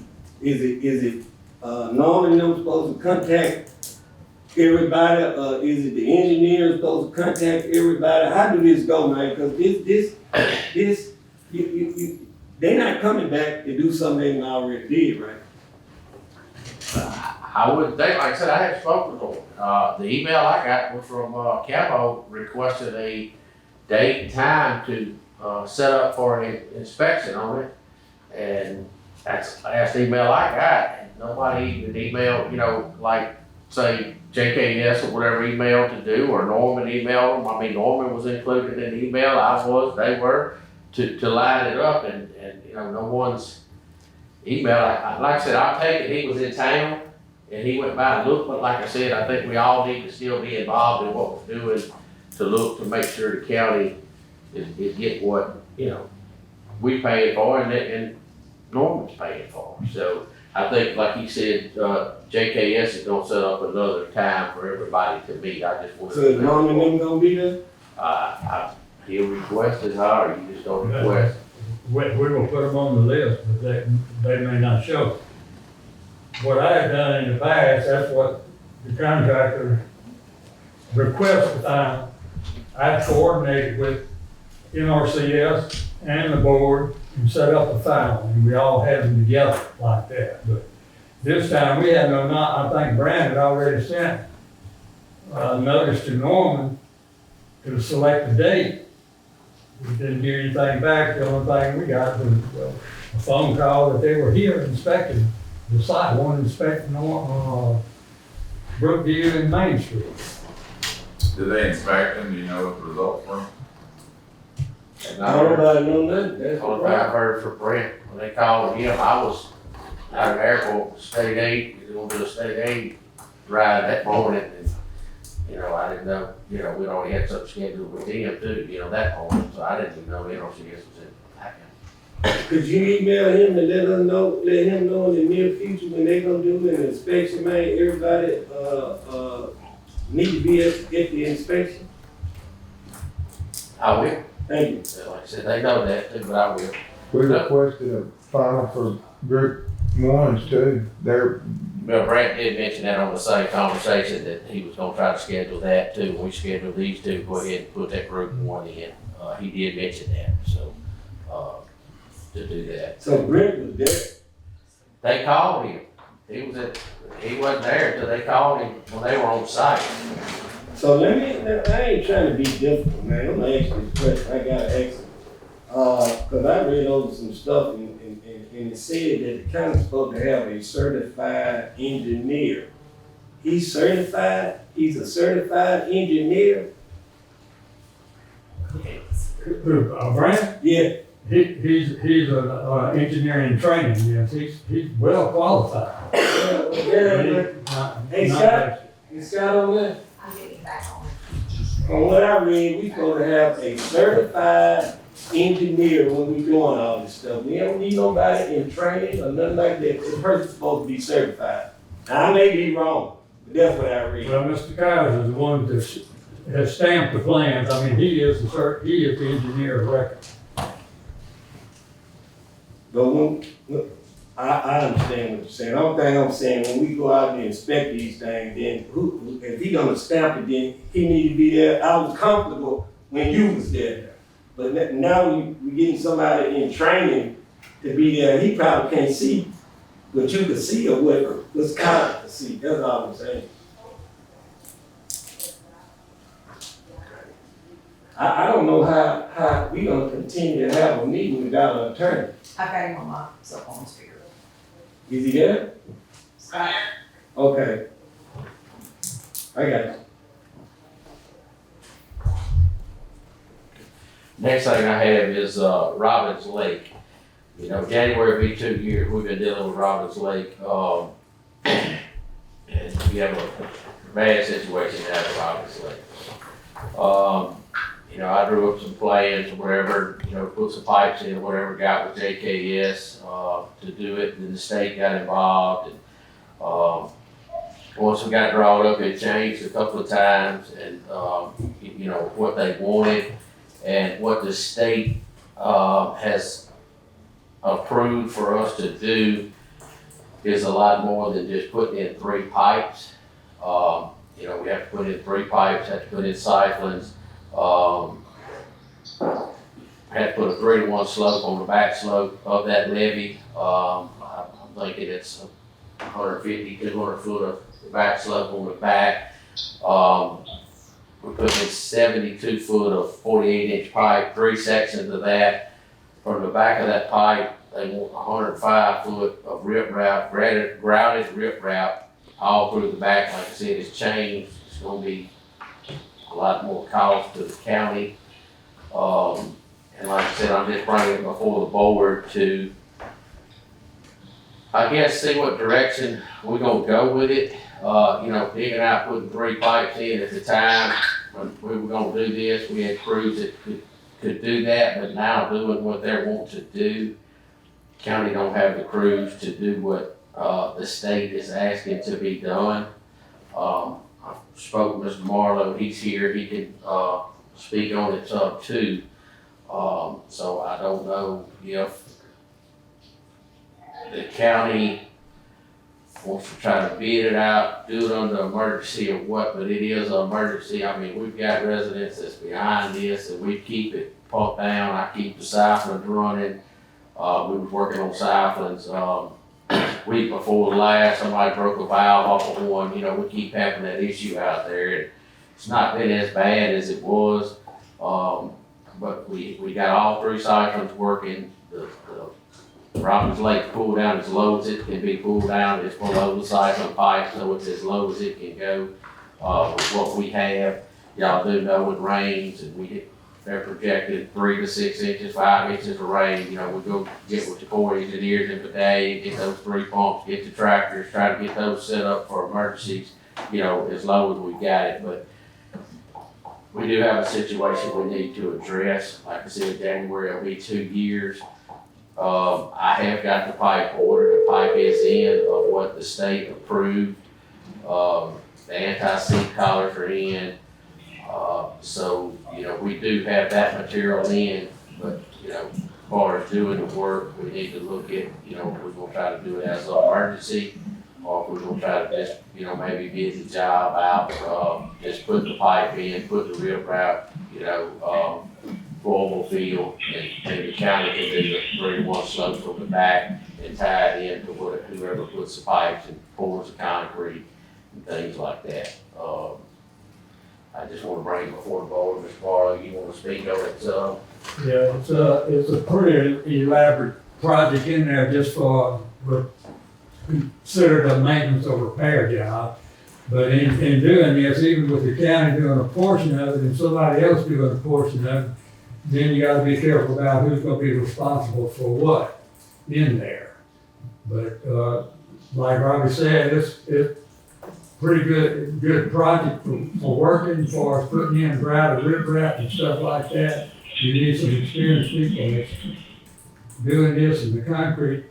And I think the last estimate we had was around, what, 90,000? That was just for the material, correct? Yeah. Once we was gonna buy the 3 pipes and just point a concrete head wall and put a little rip wrap behind it, but now, like I said, they've added 105 foot, I forget how wide it is. It's so wide, you know, it's a lot to it. It's gonna be a lot that takes place. It's gotta be placed right, gotta be, you know, put in right. Mr. Vice President, Robbie, have you had a chance to talk with NDQ about this? I have not, like I said, we ordered the pipe a couple of weeks ago. We were back and forth on the pipe, if we were going plastic, if we were going coated, or what we were doing, and we finally got that resolved. We do have the pipe ordered, anti-seep collars, the other collars, we have everything ordered, it's in. That was roughly 42,000 or whatever the pipe. It had gone up a little bit from the original estimate of pipe, you know, like I said, it's been 2 years. But now, you know, what all's been added to it, now it's really gonna cost, you know, part of rip wrap. It's gonna take a good bit of rip wrap, a good bit of flowable fill, and the concrete around your pipes and the concrete head wall. So, I have not. Can we get another conference call in with NDQ before we add another 150,000 to our deal? I guess we can. Hayden just stepped in the door, and Hayden might can tell you if they're gonna do it. And then, like I said, to say this, and I want to make sure I'm clear on this. This will still be a high hazard dam once this project's still done. Hayden, am I correct? I thought I was. If Scott was understanding. Unless it's taken out of commission. Yeah. You hear you, Scott? I didn't hear it. What did you say? Unless the dam is taken out of commission, it's still gonna be considered a high hazard. I mean, it's just different than what we previously talked about. They were okay with what we were gonna do and how we were gonna do it, and now all of a sudden, they're not. They want a bunch of extra stuff, and that's just, we don't like them. We're limited in what amount of money we've got. So, I just would like to get back and find out what's going on. Well, I think, like I said, adding that 3-to-1 slope on the back and things like that's what really has run the cost up. And I mean, that's what they're asking for, and I'm sure that's what they're gonna get in the end. I'm not saying that, but like I said, it needs a better slope than what was on there. Before it was just a shelf and just fell off the back, and I'm sure that's. This is basically what we talked about. What we Correct, other than the 3-to-1, like I said, we had discussed all that, you know, the 105 foot of rip wrap and all. We were gonna put some rip wrap for a splash pad and things like that, but now it's, you know, a lot more rip wrap involved and work involved. What they're wanting to Scott, prove. Yep. legally, what is our responsibility to that road? And once you answer that question, the next question is, are we going over what we legally supposed to be doing? Because I don't want to do that. I don't want Mr. White to be coming down here and making me pay no money back. I want to make sure whatever we do legally, we can do it. Absolutely. I think it's within our discretion, but it's not, or, you know, it's not like it's mandatory to do it, but it's within our discretion to do it the way we've got it arranged. That's my appreciation of the situation. And that's when we went back to NDQ and said, look, we don't have to do this. We're trying to fix something up, you know, so that this dam sort of makes everyone happy, but they can't just come in and direct us to do it. So, because it's not our responsibility, and that's why we did what we did and agreed to do something that we could afford to do. We can't sit here almost doubling what we're agreed today. I think we're doubling it now. So I'd like to at least have a discussion with us, find out what's going on. And instead of it being high water hazard, they specifically said that they would reduce it to a low water hazard. And, you know, what we suggested will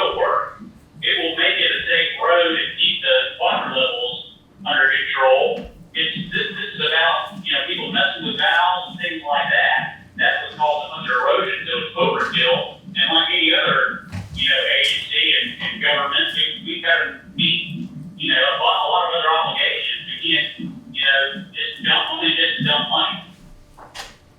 Well, the first thing I think, when we get them, cameras, that's the first place you need to put one, man. But it don't make no sense for us to go out there and spend all that money, then whoever is going out there messing things up, gonna go up there and mess it up again, and we gonna have to spend some more money. The location of the pipes too, we're gonna be a much better location to keep it protected and under control too. I guess, like I said, what we need to keep in mind, we've been 2 years with a 1-lane road. And it's steady sloughing off. I mean, it's getting closer and closer. We have to move the barricades closer and closer to the lake, so. Why it's workable, we need to do something, whatever the county can afford to do. As long as it's legal. And correct. Yeah. And if it's ours, that's what we need to do. If not, county needs to move on and do something else, I guess. But I don't understand how somebody can come in and change the plans that we have and tell us we need to do something else and they ain't got no skin in the game. They don't know what our pockets look like. Yeah, especially after they told us that what we were planning on before was okay. That's crazy.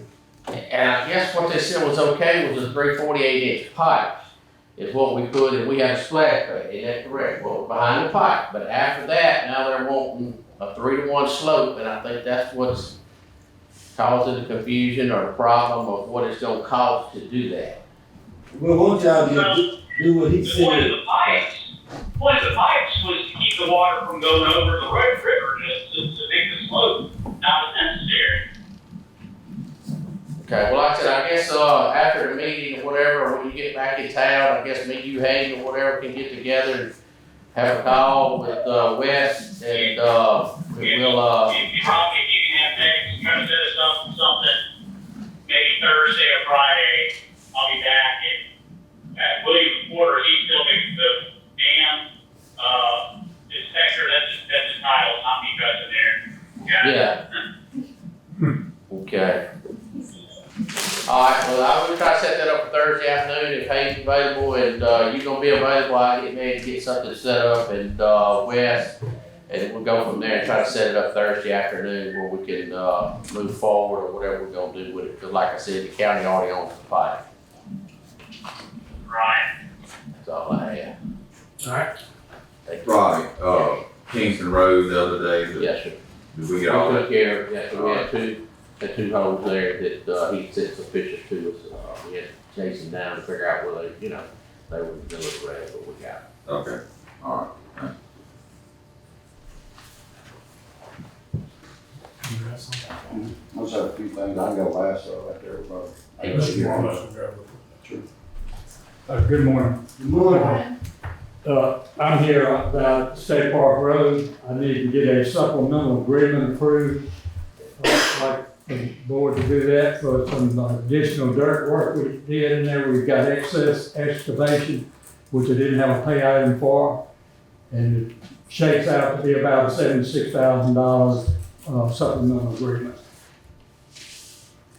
Like to get that approved. The state aid, we had contingency funds in there, and we'll need a board order to increase those contingency funds. But I talked state aid, and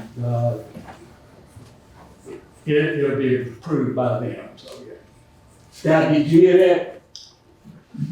I did hear that. So basically, this is was an unbudgeted item on the Right. The dirt, yeah, the dirt, we had to recalculate the dirt quantity in there. The plan showed, which was approved with a 3-to-1 slopes.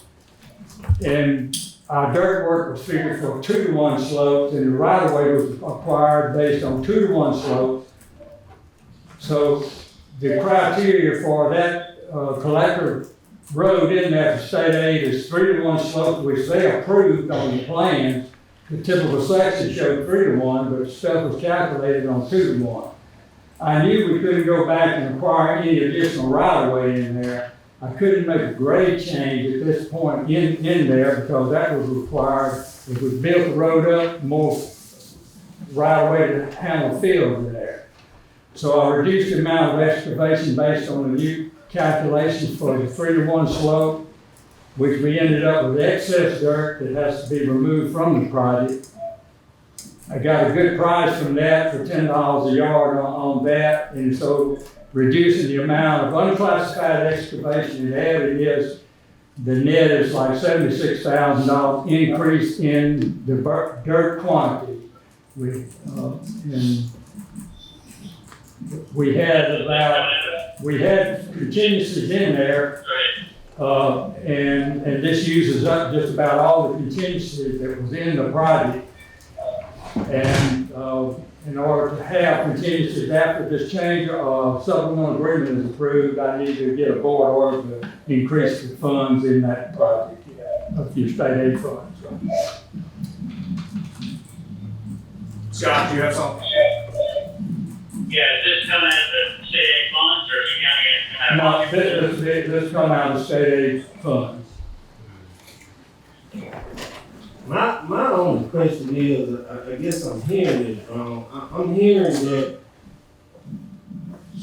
in the plans, it was approved for 3-to-1? 3-to-1.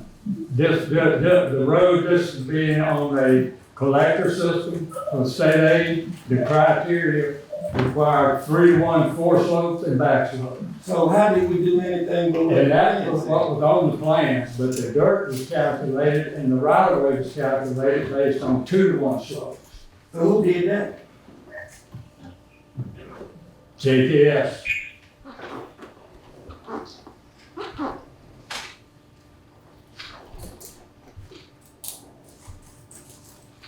The bottom line is this would have been the same thing if it was computed on 3-to-1 slope. We would just have additional right of way we would have been acquiring out.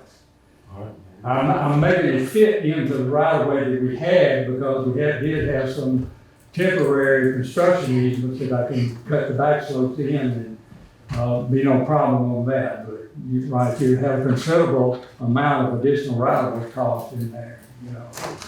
And we couldn't go back at this stage to acquire any right of way. I knew we couldn't do that. Well, Mr. Marno, once we can get this, approved so y'all can go, I mean, if weather permit, they're gonna start back working pretty regular, you don't have to know. We're gonna, he will be working regular where he can, what weather permits, right. But I really didn't, anticipate the majority of just, finishing up where it wouldn't be done until the first part of next year anyway, after spring. I was hoping we could get the gravel on it, and let it sit there for a while. Yeah, that's right, that's what I was. But he has completed, basically, the biggest part of that box in there. They poured some aprons out there last day we worked out there.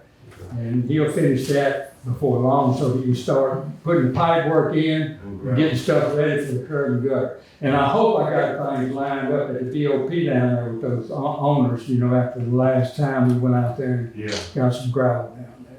Okay. Right. But yes, and I've been through the project with the state aid district engineer and showed him what I was doing on these back slopes and whatnot, and they'll concur in that, so. All right, you heard the But I request. would like to get supplemental agreement executed and the board order increasing those funds in there. All right, so move. Second. Any discussion? I want to know what's the difference between a supplemental agreement and a change order. Supplemental agreement, we did not have a unit price item in the original contract. This adds this unclassified explanation with the payout immediate. That's all the supplemental agreement does. The change order will adjust the quantities. Jim, how did you come up with a price for this unit? I negotiated with the contractor on that. Which that is Commercially reasonable. that is How do we know that? that is a real reasonable price. If you go with the state aid average for excess, it would probably be $15 a yard. Okay, Okay. Can you send a page, something like that to add to the minutes? Yes, it'll be covered, it'll be explained in the supplemental agreement, so you'll have a copy of that, right? It just have to have the basis for it, because normally we already have to do it, but this is unbid item, we just have to show that we just come up with something out of thin air. No, I mean, this was, this is a better price than I really expected, and I've got, prior approval with state aid on it, so. All right, we've had a motion and a second. All in favor? Aye. All opposed? Nay. Got that. All right, is that it, Mr. Morris? That's all I have, thank you. Aiden, do you have anything?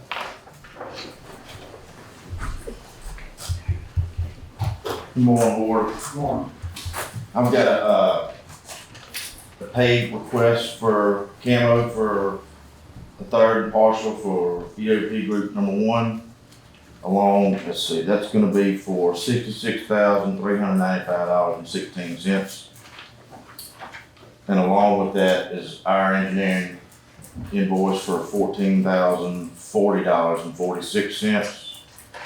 And along with this pay app that is included in this estimate is a change order for an increased amount of bar excavation, which increases it $1,209.50, and an increase in 18-inch polymeric coated corrugated metal pipe of 20 extra feet for $1,840. So the total change order is $3,049.50, and that number is included in this pay estimate.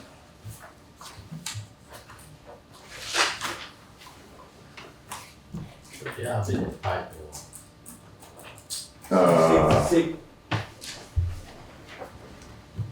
Howard,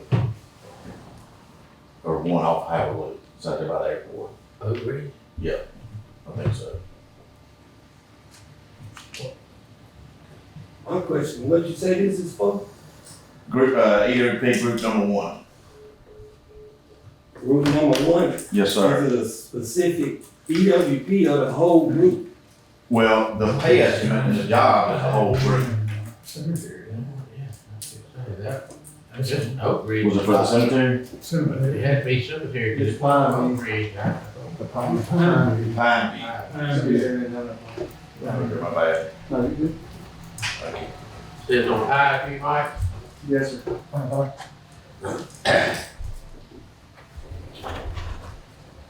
So we asking for what now? All of this is for Pine View? The dirt change too. The pipe is for Pine View, and the dirt's probably a combination of all 3 sites. It was on Pine View and Johnson Circle. Mm-hmm.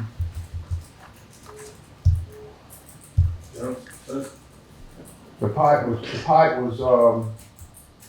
in the slope. When it in the slope, it was, My question is whatever the 66,000, whatever that he asked for, is that, I'm trying to figure out, is that additional money? No, it's not.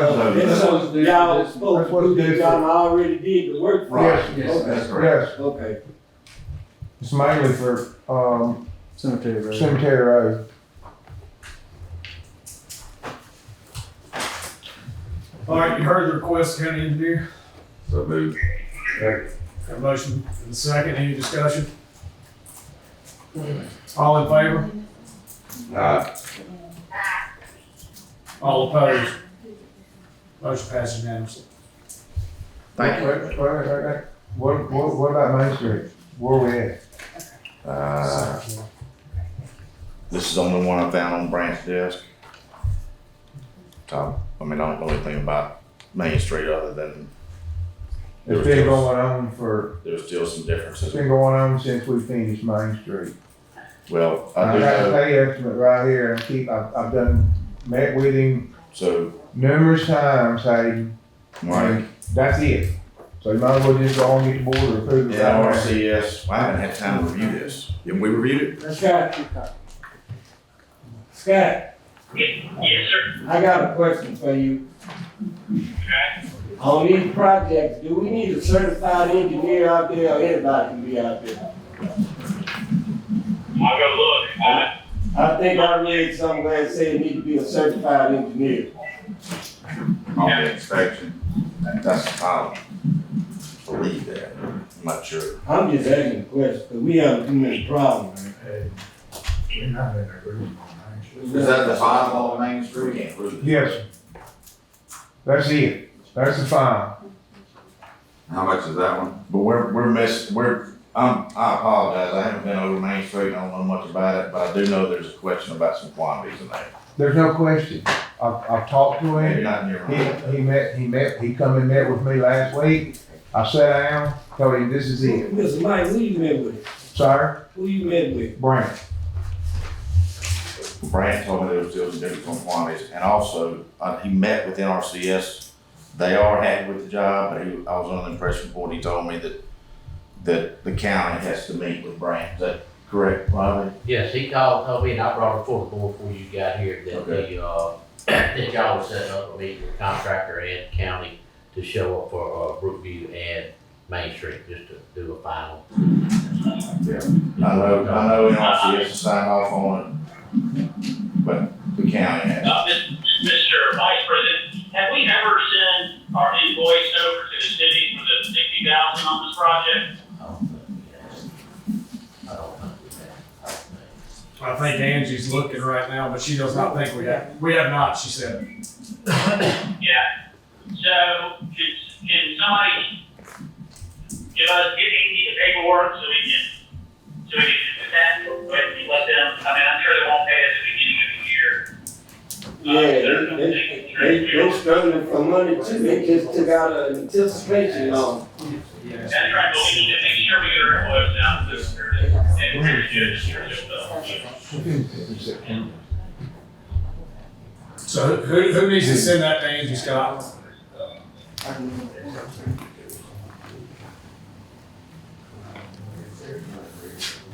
Scott.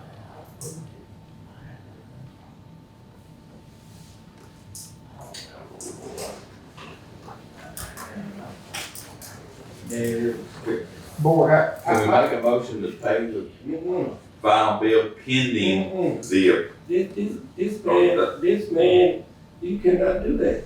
He's on the phone with it now.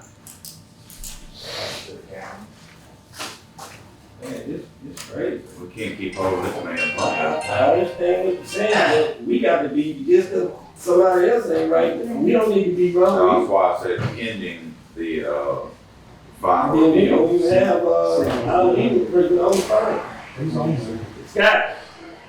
I'm here. Okay.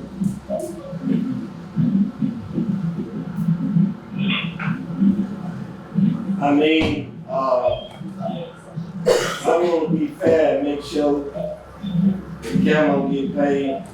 Now, if we had to, when all of them come back and he get his stuff together and he call a meeting Friday just for the deal with this, I don't have a problem with that. But I'm not gonna rush into doing something, and I don't even know if it's right or not. I've got that, everything that's in there broke down, basically, other I than. ain't talking about you, man. I'm talking about a lady.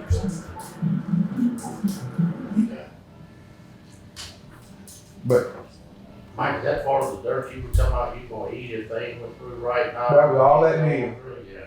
And then, wait a minute, now, I don't wanna lie, there's about $8,000 in there, and what that $8,000 represents is, we had to repair that box, it was cracked, so we poured, some additional concrete around it, and then we were asked to, shore up around air conditioning pads, and, they're on the back of the building, and we put flowable fill in there, and then the third thing was those downspouts, the way the dirt elevation and the top of the riprap, the downspouts from the building would have been in the ground. In other words, the riprap would have been above the top of them. So we went in there and cut them all off, and then we got flex pipe, put them on there, screwed them to it, so that it would drain out on top of the granite riprap. Scott, when are y'all coming back? I'll be back Thursday for the full day. I'll be back late Wednesday. So could we just give JKS the opportunity to look over this and call a special call meeting Friday to make sure they get paid their money? We can call at a recess and on Thursday and review this. What? Or maybe set up for Friday and review this. That way I can look at the paperwork too, and, back in town discussing that. If it's, change orders are allowed, but we need to look at the paperwork and make sure it's right. I know, I feel like NAMO's trying to do what they can, to accommodate as well, so, I think Friday would be better. That would give us time to have that Thursday meeting as well. Cause y'all not gonna have another meeting this month, are you? We arranged one for Friday. A recess meeting where we can just deal with y'all this issue and get y'all paid. We wanna make sure we doing it the right way, get our attorney and road manager the opportunity. Hey, we just gonna call a special call meeting, give you the opportunity to do whatever you gotta do. That's perfect, that's perfect. Not a special call, but we gonna recess. Okay. But that number we just gave you, that Logan gave you, that's it, that is it. Yeah. So I'm not arguing that, not right now anyway, but. I ain't arguing at all, I'm telling you, that's it. Is that all you have, Hayden? That's all. Okay. All right. Thank you. Shane? Yes, sir.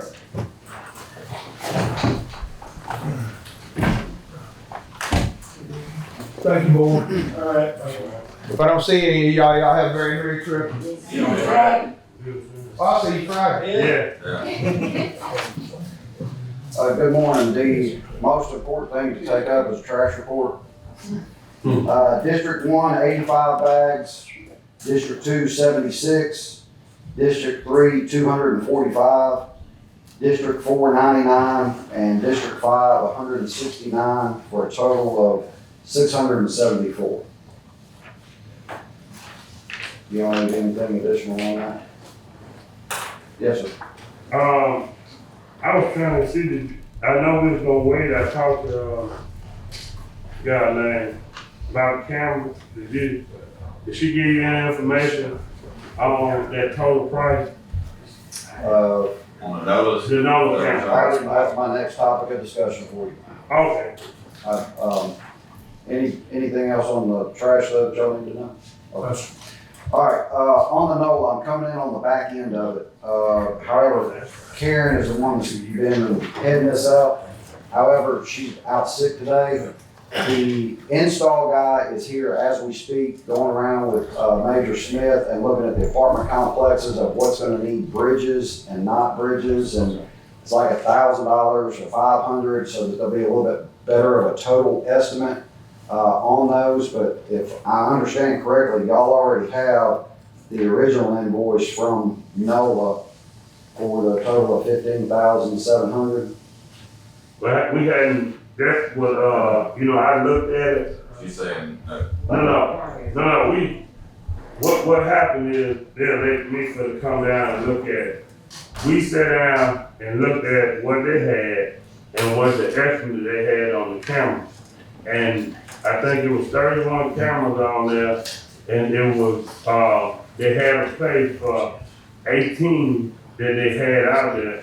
So the last we talked about it, is I told her that go ahead and get an overall estimate of what all of them will cost. But basically what we was gonna do, what I was gonna recommend to the board, instead of purchasing 31, we was gonna purchase the 18 that they had a spot for. So that's why, and she told me about, and she didn't have an estimate on the installation, because she said the guy had to come, just like you said, check where we need bridges and stuff like that. So I was just trying to get a basic, we can have a basic price, so we'll have a roundabout price of where we need to go, because as soon as, we were trying to get through the first of the year so we can go ahead. But at this point, I realize you actually can't give us a price because it still is doing work, getting the estimate. he's here today. Yeah. They're doing it. If you would like, if y'all are calling a meeting on Friday, we may be able to give you a price on Friday, and if you would like that. But I mean, I don't see no other option is there, because you can't actually do it there. And that's our fault. I mean, we understood, I told her that she had time to do it, but I don't wanna forget what we got and just go ahead and continue to visit that. If you can't give us till Friday, and we'll try to bring you a number in Friday. Yeah, fine. Okay. We went through the new hires. There are 3 promotions that we would like to get the board's approval on. As we already discussed, Major Nichols left, took another position. Captain Cersei moved over to that position, and then the ripple effect occurs. So somebody's got to move up. I didn't know what you said. He said he thinks we already handled this, but I think you're saying there's more. There's 3, yes, sir, there's 3 different ones. You already handled the new hires and Major Cersei. Shane, before we go through all that, have the paperwork been done on that? I have the letter signed. I don't know exactly what that process is with the county. Yeah, It goes to booking. So, I was just giving this on the agenda to address. So there's paperwork that needs to be submitted to you. To HR. To HR, okay.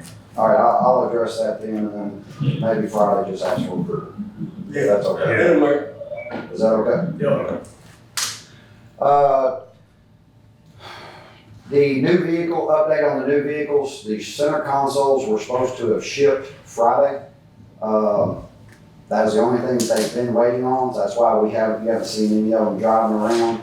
Once they get the center consoles, 1 to 2 days is all it will take to finish getting everything installed. And then they'll get back, we'll get them striped, and then put out on the road. We're hoping realistically, by the 1st of January, we'll have them on the road. The old ones will be pulled off. Clayton, the reason why I'm saying this, Clayton, Louisiana has asked for a donation of a vehicle. They don't have the funds to buy one. My understanding is they actually have officers answering calls in their personal cars.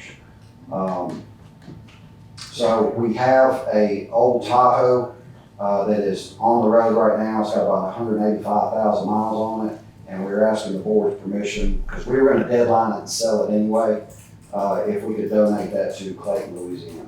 It's gonna be a legal question. Scott, did you hear that?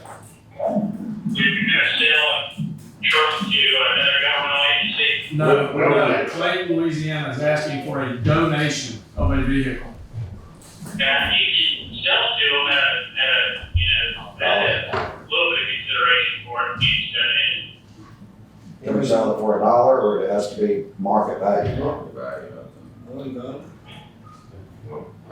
That's any price, right, Scott? It doesn't have to be market value. You can just sell it for whatever.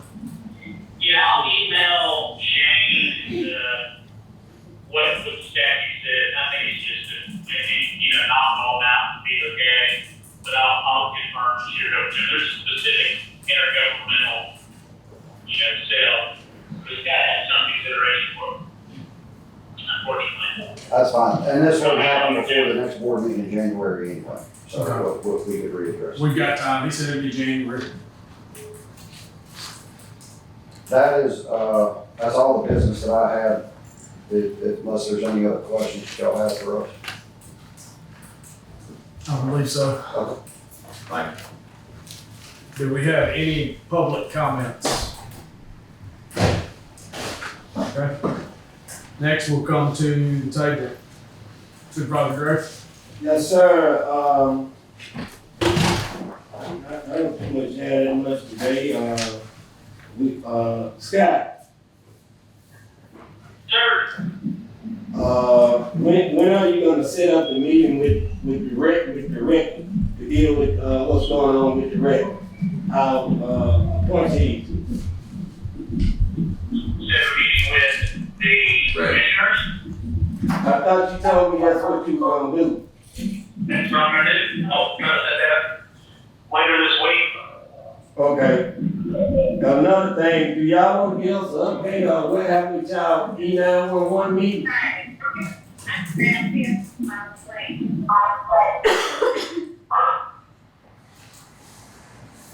Scott, Yes, sir. Do y'all wanna give us an update on y'all E911 meeting? Do y'all have a meeting with the city? Sure, I can give you an update on that.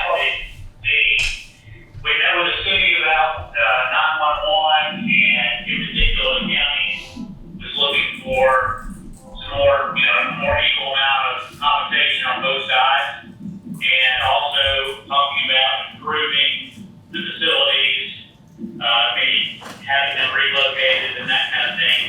And the city, they basically communicated they had some questions about how well this operation was going, and they're going to look at the feasibility of them basically taking back over their own 911 and report back to us. At the same time, we're supposed to, or someone from the county is supposed to, through the sheriff's office, Shane, I think you got delegated for it too, if you're still there, to come with me, what that cost would be for us, for the sheriff, to have dispatch for the sheriff only. And then I believe that the Nato, or somebody's supposed to give us a budget for what it would cost to move facilities, what a new, budget would be to go carry those costs easily. So that's where we're at. Now that maybe a week or 2 weeks ago, maybe 3 weeks ago. And I've not heard that from anybody on that, but we can reach out to them and see where we're at on those things. Okay, did y'all didn't discuss anything about the inmates they got coming over here from the city, did you? No, we not. That was just a discussion about 911. Okay. All right. The other thing I have is, I know 2022 gonna be a busy year. We're gonna have a busy schedule. We need to look at our insurances, what we gonna do. Are we gonna continue to go with the same people? Are we gonna look at MAS or whatever the case may be? And do we have a check from NAPAC for that appropriation, or did we ever give it to them? Last time I talked to them, I don't think they got it. It's not ready? Okay. And last, I just want to, I used to work with Rico Gianti from the city planner, is moving on. He resigned the other day, and I just want to wish him the best wherever, South Carolina or North Carolina, or where you going? South Carolina. I just want to wish him the best in South Carolina, and I want to congratulate the Alabama Crimson Tide for winning the SEC championship. Roll Tide on that one. I know Scott don't like that. And also, congratulations to the Jackson State Tigers for winning the SWAC. And I just want to. Excuse me, about the insurance, I know you weren't talking about the health insurance. I know you were talking about the property insurance, but we're a self-insured program when it comes to health insurance. If we were going to look at changing any of that stuff, whether it's our agent or whatever the case may be, we'd probably need to go ahead and make that decision. I hate to put it on now, but make it right then soon. Not that anyone's bringing you up. We just have a couple of vendors or one vendor that is calling, trying to get information and that kind of thing.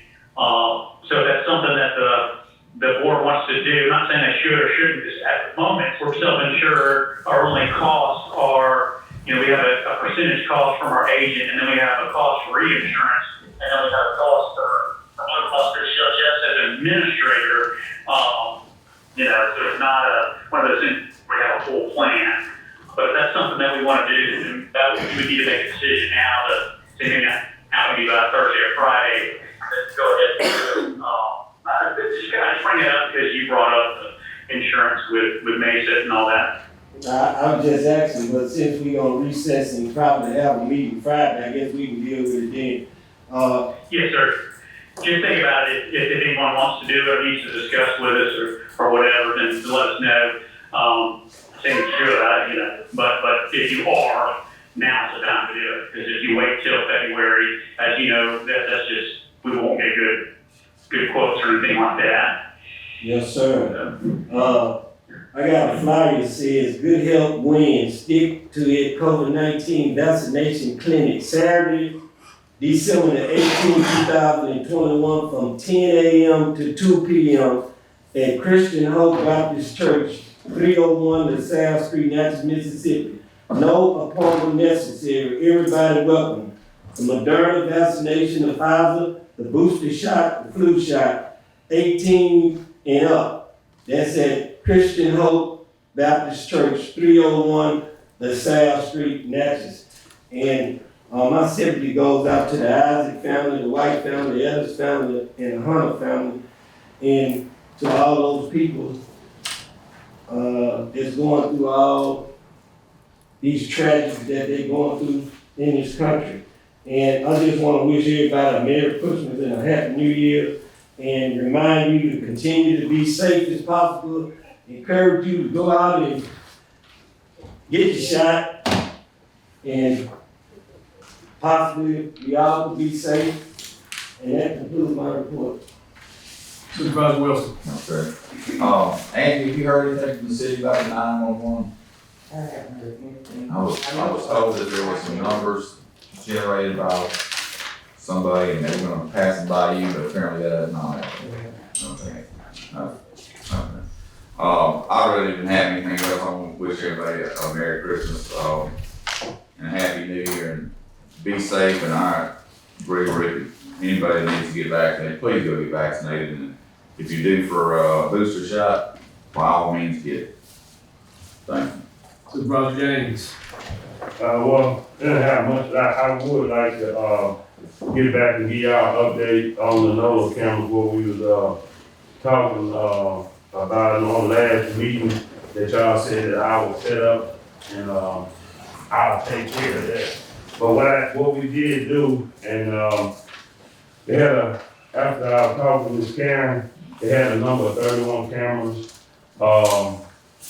but we had a spot for like 18 of them already, and I told her she can get a total price, but I said, I'm gonna speak for the board, but I can't officially speak for the board, that we were probably gonna only pay, fund the cameras that we had places for. And that's something that I'll bring up. So if it's 18 or 20, whatever places that we had cameras for, that's the one we want to fund. I just wanted to let y'all know what I said, so we can be on the same page, so we can get a quote on Friday. If y'all are fine with that, or do you want it on all, we can let Shane know right now. He can have the quote either way. Just get them on both. Yeah, I mean, it shouldn't change, I wouldn't think. Per camera. Yeah. Okay. Both, you do that? Yeah, and I was bringing you out. Just get them on both, James. Yes, sir. Yes, sir. Alright, and also just say it's holiday season, and we do have a lot of people who love one. My sympathy goes out to everyone that lost loved ones, and 'cause I don't want to get called names, because I don't want to forget anybody. But show love as much as you can in the holiday season. If you got a family, try to, at least if you get any opportunity to be with family, take that opportunity, because a lot of us take life for granted, but it's not guaranteed that we'll wake up on every day. So I would just like to encourage each other during this Christmas season to share your love with people, and just be thankful that we do have life, and also get vaccinated if you did, if you hadn't been vaccinated, and stay safe. And I give the floor to the Vice President. Mr. President, before you move on, I just want to wish safe travel to our people on the highway with all this bad weather. All right. President Hutchins, do you have anything? Yeah. Yeah, I like to. I have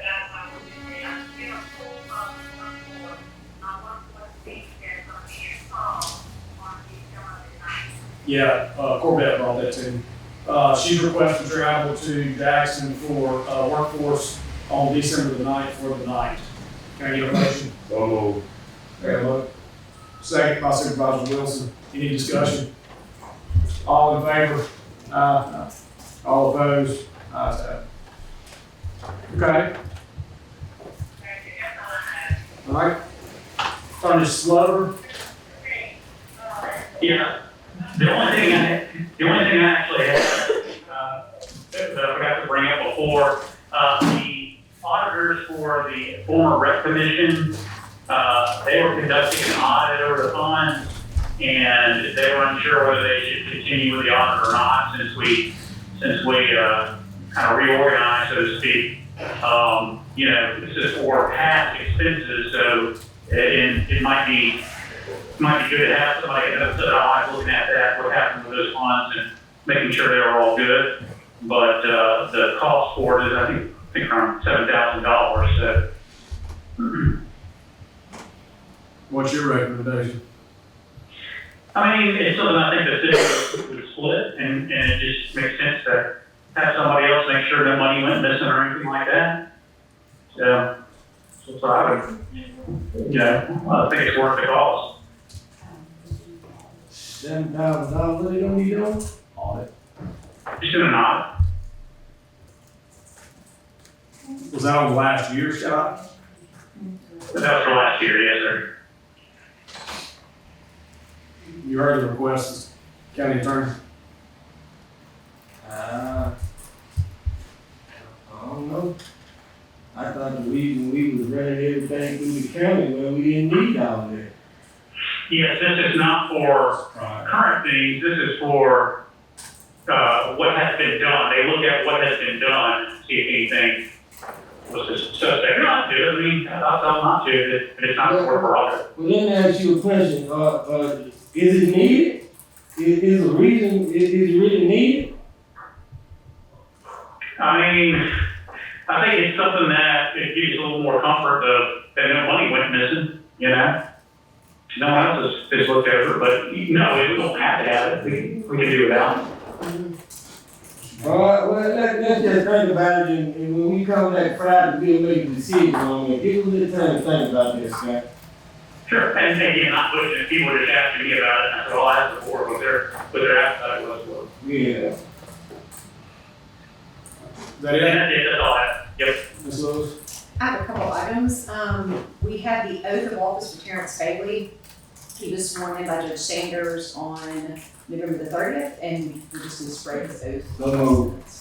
A motion and a second. Any discussion? All in favor? All opposed? Ayes have it. We received That's it. Supervisor Wilson said. We received the tax loss certificates from the Department of Revenue for both the real and personal property for 2021, and we need to have those votes spread across the next. So moved. Second. A motion and a second. Any discussion? All in favor? Ayes have it. And last thing I have, thanks to the increase in the fees by the legislature, I am now able to do across the board raise, same amount for all of my employees, and just need to have those forms spread across the minutes, and we'll notate the amounts and everything as well. What is the amount? $4 per hour for each employee. Are you increasing $4 an hour? Yes. For each department? For my department, yes. Right. Yeah. This is something we haven't been able to do in a long time because they have not increased our fees in over 20 years, so. $4 an hour? Yes. I thought y'all just got a raise. No, we didn't do the 5% with the county. This is. No, I'm talking about before that, man, you get a raise, I thought they got a raise. I'm just, let's just deal with that Friday too. Hey, hold on. Don't look at me like that, baby. That's in your budget, right? And that comes out of my fees. It doesn't have anything, there's no county funds. Yeah. You heard the request. So you wanna? So moved. Got a second? Any discussion? Yeah, this is just like the sheriff sets his budget. This and Terrence setting his budget and so forth. This is approving the pay in lieu of claim of a docket. She's responsible for her fees. If she doesn't get the fees, then, the people have to reduce their salaries, and that's happened before with clerks. So, All in favor? All opposed? Ayes have it.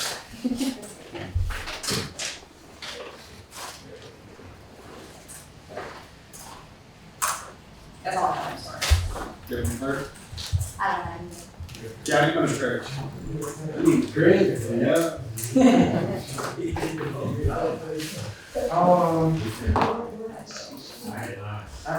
We received an order from the Senator's office to appoint Keisha Holmes to the public defender's list. You know? Who is that? Her name is Keisha Holmes, and it's not budgeted. So that amount is $33,000. What do we need another public defender for? Somebody quit or? Now, in this TV, one of the lawyers, Yeah. it's 6 of them or 7 of them right now. This is an additional one that she's supposed to. It's not budgeted, why are we gonna do that? I know, just want to tell you. It's up to you to vote. No, we can't, we talk about that Friday. I mean, Okay. if it ain't budgeted, where the money gonna come from?